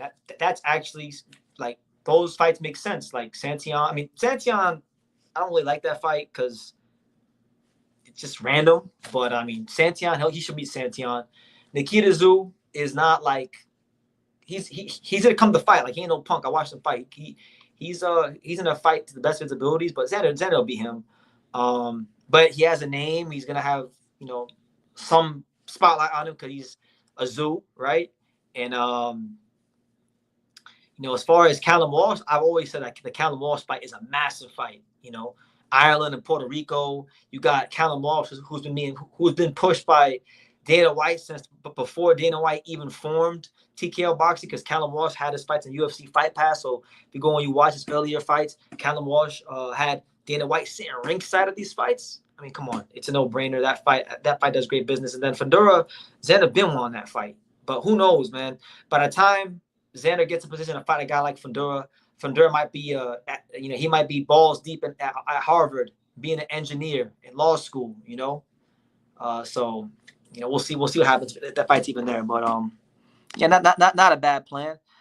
Lord Zed says, yeah, as long as boxing makes me a sandwich once in a while, I'll keep it. That's what I'm saying, man. We don't listen. We're not asking you to do everything. We're not asking you to give us everything you want. Just every now and again, throw us a bone. You don't gotta make us a 5-course meal, but every now and then, put some fucking chicken fingers in the air fryer. Like do something for us every now and then. Make us feel appreciated and wanted. And I'm speaking metaphorically about boxing as a woman because I'm still here. It's August 21st. September 5th will mark the completion of my 10th year covering boxing. So it's like I'm still here after all these years, after all these videos, after all these times I said I hated boxing and I'm gonna quit the sport. I'm still here and I still love it. Even though she's not very kind to me most of the time, I still love her. So every now and then just make me a sandwich and throw me a bone. Put some French fries. Put some French fries in the air fryer. Just do something. We're here with you, BT. I like your community in chat. We should be together as boxing fans. I mean, we all love the sport. I know everybody has their favorite fighters. I know everybody they go hard for the favorite fighters. I get it. But at the end of the day, we're all here for the sport of boxing and the sport of boxing to be in a good place. We all share that love and that passion for boxing. So, anybody who loves boxing, even if you love the guys that I think are not like that, they're not what they say they are, you still love boxing, so you're still a friend of mine. That's what I'm saying. Like that's what I'm saying. Like boxing, she don't gotta give us she don't gotta make us cornbread and fried chicken and great southern food all the time. She don't gotta give us a 5-course meal, but every now and then, make me a good casserole. Who do I got? Jake Paul or Tank Davis? Oh my God. Well, it's an exhibition. There's no winners. Like Jake Paul can't beat Tank, and Tank can't beat Jake Paul because it's exhibition. So you know who the winners is? The fans. The fans are the winners because we get to see this amazing, the pinnacle of this shit show of an exhibition. We're the winners, guys, or at least that's how they're gonna sell it to us. So yeah, man. I mean, there's no reason to get worked up. Nothing is new under the sun, guys. We've seen this is very, very similar to Floyd versus Jake Paul or versus Logan Paul. The only difference is that Floyd is an older man and he's been out of boxing. What makes this so bad is that Tank has decided that Tank is so he's at that stage of his career where he's supposed to be proving himself, where he's supposed to be, fighting the top guys. So that's why people are pissed off, because, like, bro, you're pissing away your career. And many people would argue that you've been pissing your career away for your entire career, Well, it is what it is. My man said we all lose. This fight is a blemish on all of our records. Yeah. But I don't think it'll be as bad as Jake Paul versus Mike Tyson. That was terrible. I actually think that was worse than this is going to be. Floyd Schofield should get a title shot if Tank gets stripped. Oh, yeah. I mean, I'm pretty sure he's ranked number 1. He was ranked like number 1 and number 2 a while ago. So, I mean, I wouldn't mind seeing it. Floyd Schofield's a young fighter doing his thing. He had a good knockout win against Tevin Farmer. What is Raymond Murataya going to do with Andy Cruz? I don't like his dad. He looks like he protects his son way too much. I mean, I've been very adamant about it. As long as Andy Cruz fights to his strengths, he's going to beat Murataya. Murataya is a good fighter, but Murataya needs you to be there for him to hit. He struggles with movers. He struggles with counterpunchers. So could he knock out potentially Cruz? I think so, but I've always thought Murataya was overrated, and I've said it here on video, and I've said it so much so to the point. I've said it so much so to the point where, like, his family has got in my comment section and says, "Don't ever ask Raymond Murataya for an interview." And I'm like, trust me, I won't. Like, people think that, like, these, like, I like interviewing fighters, but I don't like chasing fighters. So it's like, if you don't want to do it, I'm not going to chase you. I'm not one of those guys in boxing media. But yeah, I think it'll be a good fight. I think Murataya has a great opportunity to show other things in his skill set that maybe he couldn't show in the other fights. And then, if he beats Andy Cruz, then wow, well, I'll look at Murataya in a different way, because Andy Cruz is a beast. Andy Cruz is a gold medalist. Andy Cruz has been running through everyone they put in front of him in sensational fashion. I'm a big fan of Andy Cruz. Really think that he's going places as long as he gets the fights and he gets the fight against Murataya. I think I'm picking up the win. Murataya wins. I'll have to come home myself and give him his respect. My man right here says, BT, I'm convinced Floyd gives you money to not say dirt on his name. I mean, I'm a big fan of him as a fighter. I think he's a great fighter. I mean, obviously, a lot of these fighters are following his example. I think Tank, Tank is following the Floyd blueprint to a degree. He's skipping the early parts of Floyd's career. He's not going to the part where he fought Castillo and Corrales and all those, like, amazing fighters he fought early in his career. He's just going straight to the part where he was fighting McGregor, Everybody always says that it's Floyd Mayweather's fault why boxing is how it is now. And to some degree, there is truth in that. But nah, man, at the same time, I'm like, you know what? Nah. I'm a big believer in life of personal responsibility and thinking for yourself. And if you can't think for yourself and you're following his footsteps because you can't think for yourself, then that's on you. You're a hoe for that. That's how I'm at. LOL, BT would take the money and run. No, that's not true at all. You'd be surprised what kind of money's been thrown my way that I've said no to for people and promoters and managers to go put out, like, stories about their fighters and stuff. I don't take money from nobody. Everything that I say here on True School Sports, I believe 100%. I don't come on here and cap. I don't come on here and nobody sticks a key in the back and tells True School Sports what to do.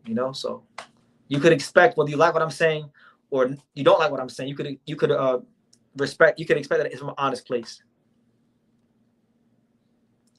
Thinking back, the bounce back from the performance of Hitchens versus Lemos to his last has really impressed me. I mean, the Lemos fight was tough. Lemos is a good fighter, and I warned Hitchens. I told Hitchens before. I said, hey, man, that's going to be a tough fight. I didn't tell it to him directly. I said it on video, and he got mad about it, but then he found that I was right? And then he fought Paro, who's a good fighter, and then he beat Paro for the world title. And then, since then he's beat Kambosos. He beat the shit out of Kambosos in sensational fashion. So, yeah, he's had 2 really good performances since the fight against Lemos, where everybody criticized him. But I still think Hitchens got to step up a little more and fight like a real top guy, you know. And supposedly that top guy is going to be. They're saying he's in negotiations with Gary Antoine Russell. So if that's the case, then I'm very excited for that fight, and I'm picking him to win. I think it'll be Gary. I know. I don't know who the favorite or the underdog will be, but I think Hitchens' jab and his length as a fighter is going to give Gary a lot of problems getting on the inside and fighting the style he wants to fight. So if it gets over the line and it's finalized, then that's the fight I want. I'm team Hitchens for that fight. I got Hitchens on that fight. Hitchens by UD. Probably one of the safest predictions in boxing right now is Hitchens by UD. Do I think we'll ever get Tank versus Keyshawn? Hell no. Keyshawn has problems beyond boxing. I think he needs to address, and I think Keyshawn. There's not enough money fighting Keyshawn for Tank to take that fight, especially now. I mean, oh my God, he's gonna fight Jake Paul and get like enough money to go chill on the island. So no, he's not gonna fight Keyshawn Davis. I think that ship has sailed. That was a fight I wanted to see at one point because I felt like Keyshawn had a great chance to beat Tank, but nah, that fight ain't happening. Do I think Landolfo Delgado versus Hitchens could be a good one? Delgado is fighting for an eliminator. See, like Landolfo Delgado, you know, I respect him as a fighter. He's a former Mexican Olympian, but he's one of these fighters. Like I feel like every promotional company has fighters that, you know, I don't think are very, very good, but they have a hard on for these fighters. Like they need to make these fighters seem like more than what they are. Like, I think Landolfo Delgado is like one of the most regular fighters in boxing, you know, at the world level, of course. So do I think it could be a good fight? Maybe. But really, I think if they fight, it's going to be very, very similar to Hitchens versus Zepeda. You're going to get one guy on the front foot and Hitchens boxing him, and people are going to say Hitchens is running, and it's not going to be an exciting fight. I don't think it'll be an exciting fight at all. I think Hitchens wins a very comfortable UD. Because Delgado, I don't know. Delgado, like, I've watched him fight like 5 or 6 times. He's a big, strong kid. But he just has like this one gear. And I feel like if you only have one gear with a guy like Hitchens is going to be able to fight his pace the whole fight and keep you on the outside and use his jab. And you're not winning a fight like that against Hitchens. You're not. I don't get why fans in the USA complain about the fighters they have, but the champion fighters like Tank and Ryan Garcia, but don't get behind fighters in the USA that actually want greatness. That's what I'm saying. You know, like earlier, I alluded to a lot of talk in boxing is made of the guys like, Tank and Ryan Garcia, how these guys don't really step up to the plate and chase greatness in the sport, right? But then I countered that, and I said Brian Ullman Jr., Angelo Leo, those are examples of guys that, don't really get the support that I think they should get. And they both have done things in their careers on multiple occasions that were not convenient to them, but proved that they behave like champions and behave like fighters. I wish those guys got more support because they deserve more support. And win, lose, or draw with those guys, you get honest performances. You get consistently good fights. So I think people like to focus on the negative. It's society. Like, it's society. People positivity doesn't sell. Look at the newspapers. Look at CNN. Look at Fox News. Positivity doesn't sell. I didn't dodge your question. I literally wrote. I read this comment, right? I'm not no boxing politician, although I can be one. When I talk to people in boxing, I know how to be one, but I'm not being a politician. I'm on True School Sports. This is when I'm most authentic. So no, I answered your question. I said that people like to blame Floyd, and I said that he has partial responsibility because he did set the precedent to like he showed fighters a way that they could make as much money as possible with taking easier fights, and he did that towards the end of his career. But I told you I'm also a big proponent of personal responsibility. Fighters chose to be like Floyd. You don't gotta be like Floyd. You could be yourself. They chose to be like that. So if they picked out that one part of his career, the Berto, McGregor, Tenshin Nasukawa, Mexico exhibitions, Logan Paul part of his career, if that's the part of Floyd's career you picked up on and that you wanted to emulate, that's personal responsibility. That's not on Floyd. Floyd had a part of his career where he wasn't making money and he was fighting, top guys, but they don't want to focus on that part of his career because that requires hard work. They don't want to emulate that because it requires hard work and being what you actually say you are. So I didn't curve your question. I don't curve nothing.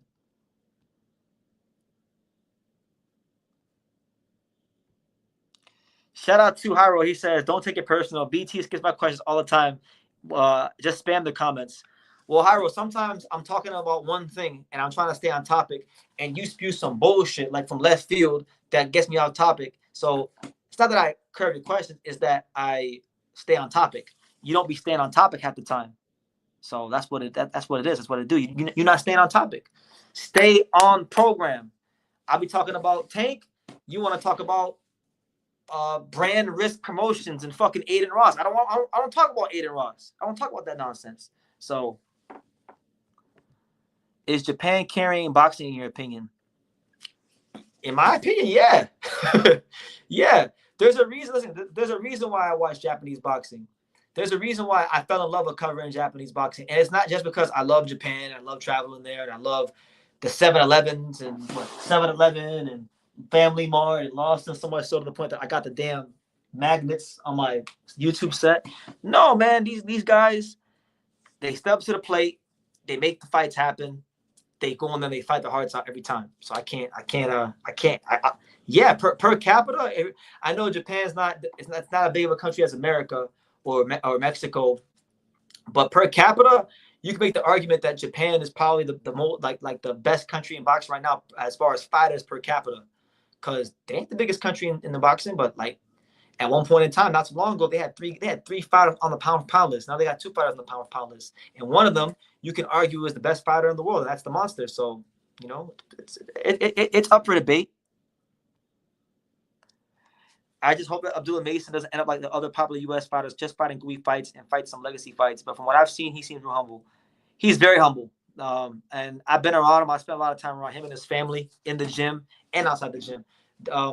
I don't think Abdullah's going to be like one of them fighters. I feel like Abdullah is going to be a fighter that, I mean, look, even his first world title fight, if you want to just compare and contrast, right? When Shakur Stevenson fought for his first world title, Shakur Stevenson fought Joet Gonzalez, who's a good fighter, but stylistically speaking, Joet Gonzalez is a fighter that marches forward, doesn't have a lot of pop. He's a fighter that Shakur Stevenson is that's tailor-made for Shakur Stevenson's style. Now, Mason, on the other hand, he's fighting Sam Noakes, who I know isn't known to a lot of the American public, but if you go and you watch Sam Noakes fight, he's really punching like that. He is really, really punching like that. And we know Mason has been a guy that's dropped in his career. Sometimes he gets a little aggressive. So if he's not careful, Sam Noakes might hit him on the chin the wrong time. It might, blow up the whole, stop the hype train before it even gets going. So I actually think if you were to compare Abdullah Mason's first world title fight and the opponent he's fighting versus a lot of guys in boxing, he's actually fighting a better opponent.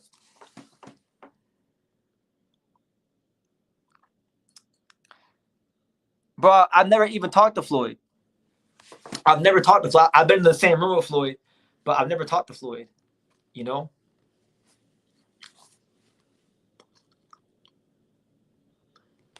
BT, check out David Samiju. He got a Japanese belt at welterweight, and he's finally fighting at Japan at 7 a.m. I'll keep that in mind.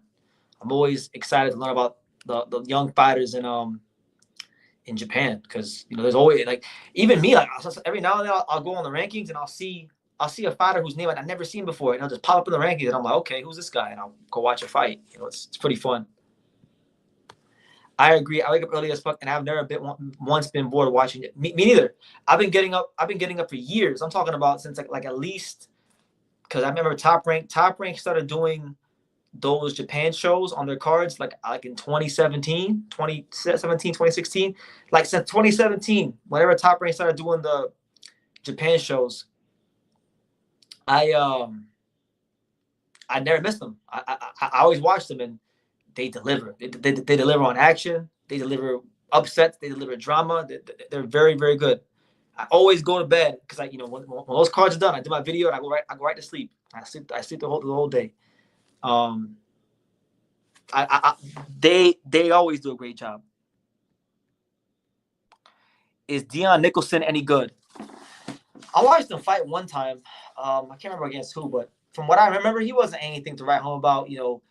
If Beterbiev loses to him, then Beterbiev is truly washed and old and needs to get out of boxing. Because from what I remember about Dion Nicholson, he's not anybody that there's a reason they picked him. But again, I respect him as a fighter. He's stepping up to the plate to do his thing, and if he beats Beterbiev, he gets put on the map. But objectively speaking, it's a fight that Beterbiev should win and win quite comfortably. Yeah, F.A. Apache beat the brakes off. That's one of the. I watched that fight and I watched another one of his fights before. He wasn't anything too crazy or memorable. And I went back and I watched a little bit when the fight got announced, and I was like, I don't really see it. But again, Beterbiev's at that age now where he's got a lot of miles on the odometer, on the body. He's got a lot of injuries and surgeries he's coming off of. So who knows? Maybe he breaks something. Maybe he busts his knee in the ring or hurts his hand, and that gives Nicholson a chance. You never know. So that's why they fight the fights. No matter what I think, no matter what you think, that's why they fight the fights. Fights are won in the ring. They're not won off reputation, and they're not won off talking. You know what I'm saying? So there's that. But make sure you guys smash that like button. We're almost at a 3-hour mark. We got roughly 5 minutes left, 4 or 5 minutes left. So get your questions in when this hits 3 hours. I'm gonna go ahead and end it because I do have other things to tend to. But it's been great, man. It's probably one of the best lives I've done all year, in my opinion. So I would love to see Glanton versus Beterbiev. That would have been a good fight. Brandon Glanton is actually fighting Rocky Fielding. Rocky Fielding is coming from out of the doldrums and out of witness protection. Rocky Fielding is going to fight Brandon Glanton in Lagos, Nigeria. Yes, this is not a joke. This is not a drill. Brandon Glanton's next fight is against Rocky Fielding in Lagos, Nigeria, and it's going to be promoted by Amir Khan Promotions. And yes, I'm talking about Amir Khan. I'm talking about the fastest hands in boxing, Amir Khan. I'm talking about the Amir Khan that fought Canelo, the Amir Khan that fought Kell Brook, the Amir Khan that fought Maidana. Yes, Glanton, Fielding, Nigeria, Amir Khan Promotion. So make of that what you will,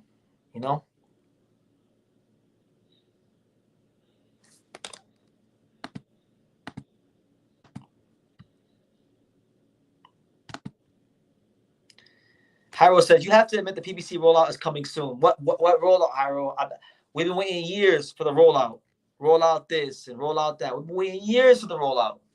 I'm waiting for an actual rollout with actual fights. I mean, PBC is as responsible for the demise of boxing in America as anybody. Because even now, I'm at a stage now where I'm rooting for PBC to do their thing as the only American company that hasn't completely sold out to the Saudis, and you making Manny Pacquiao versus Barrios. So it's what are you doing? What are you guys doing? Get it together, man. But PBC gonna PBC,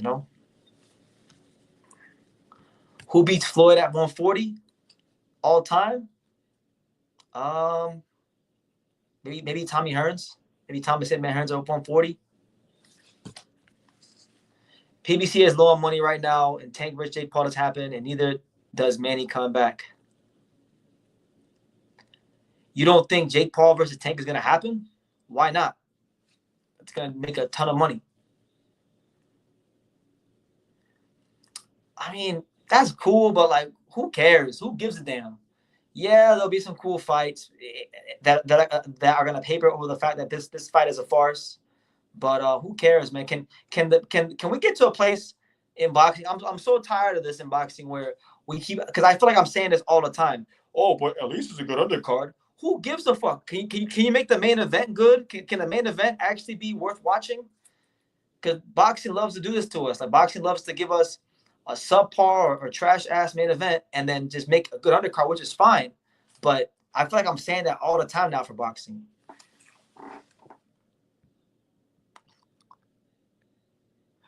Sugar Nunez needs to lead match. He's an entertaining fighter in September with 0 promotion. He punches, he gets knockouts. It makes no sense to not promote him. It's weird, right? Because you would think having a Mexican knockout artist who's I believe he might be undefeated or he might have a draw. I can't remember if he's undefeated or he has a draw, but either way, he's a Mexican knockout artist. Like, what is like, bro? Eddie Hearn should be in every interview talking about Sugar Nunez. But the only time I ever really hear Eddie Hearn talk about Sugar Nunez is when he talks about him fighting him in Ford. So it's just weird. I always thought like if Eddie Hearn got himself a real marketable hard punch Mexican fighter, he'd market him. But they're not doing no marketing for the guy. They gave him a fight, but they're not really pushing the fight. They're not really promoting the fight. So it's just weird. The whole thing is weird. But guys, look, on that note, we're about to hit the 3-hour mark. So I'm gonna get up off here because it's like 1:12 in the morning. I appreciate everybody tuning in. I'm gonna clip a couple of things from this live. So thank you guys for tuning in. I'll be live again tomorrow around the same time, around 10 o'clock. You know, True Scrap the Dark. And yeah, we'll figure out what we're gonna talk about tomorrow. But so much foolishness going on in our sport. I had to come on here and just smack the boxing world up verbally a little bit. And I said what I needed to say. So guys, thank you so much for tuning in. Continue supporting the content. There's plenty of content on the way coming out. And like I say in every single one of these videos, you can love me or you can hate me. But I'm just a kid from Daniel. So until next time, take care, guys.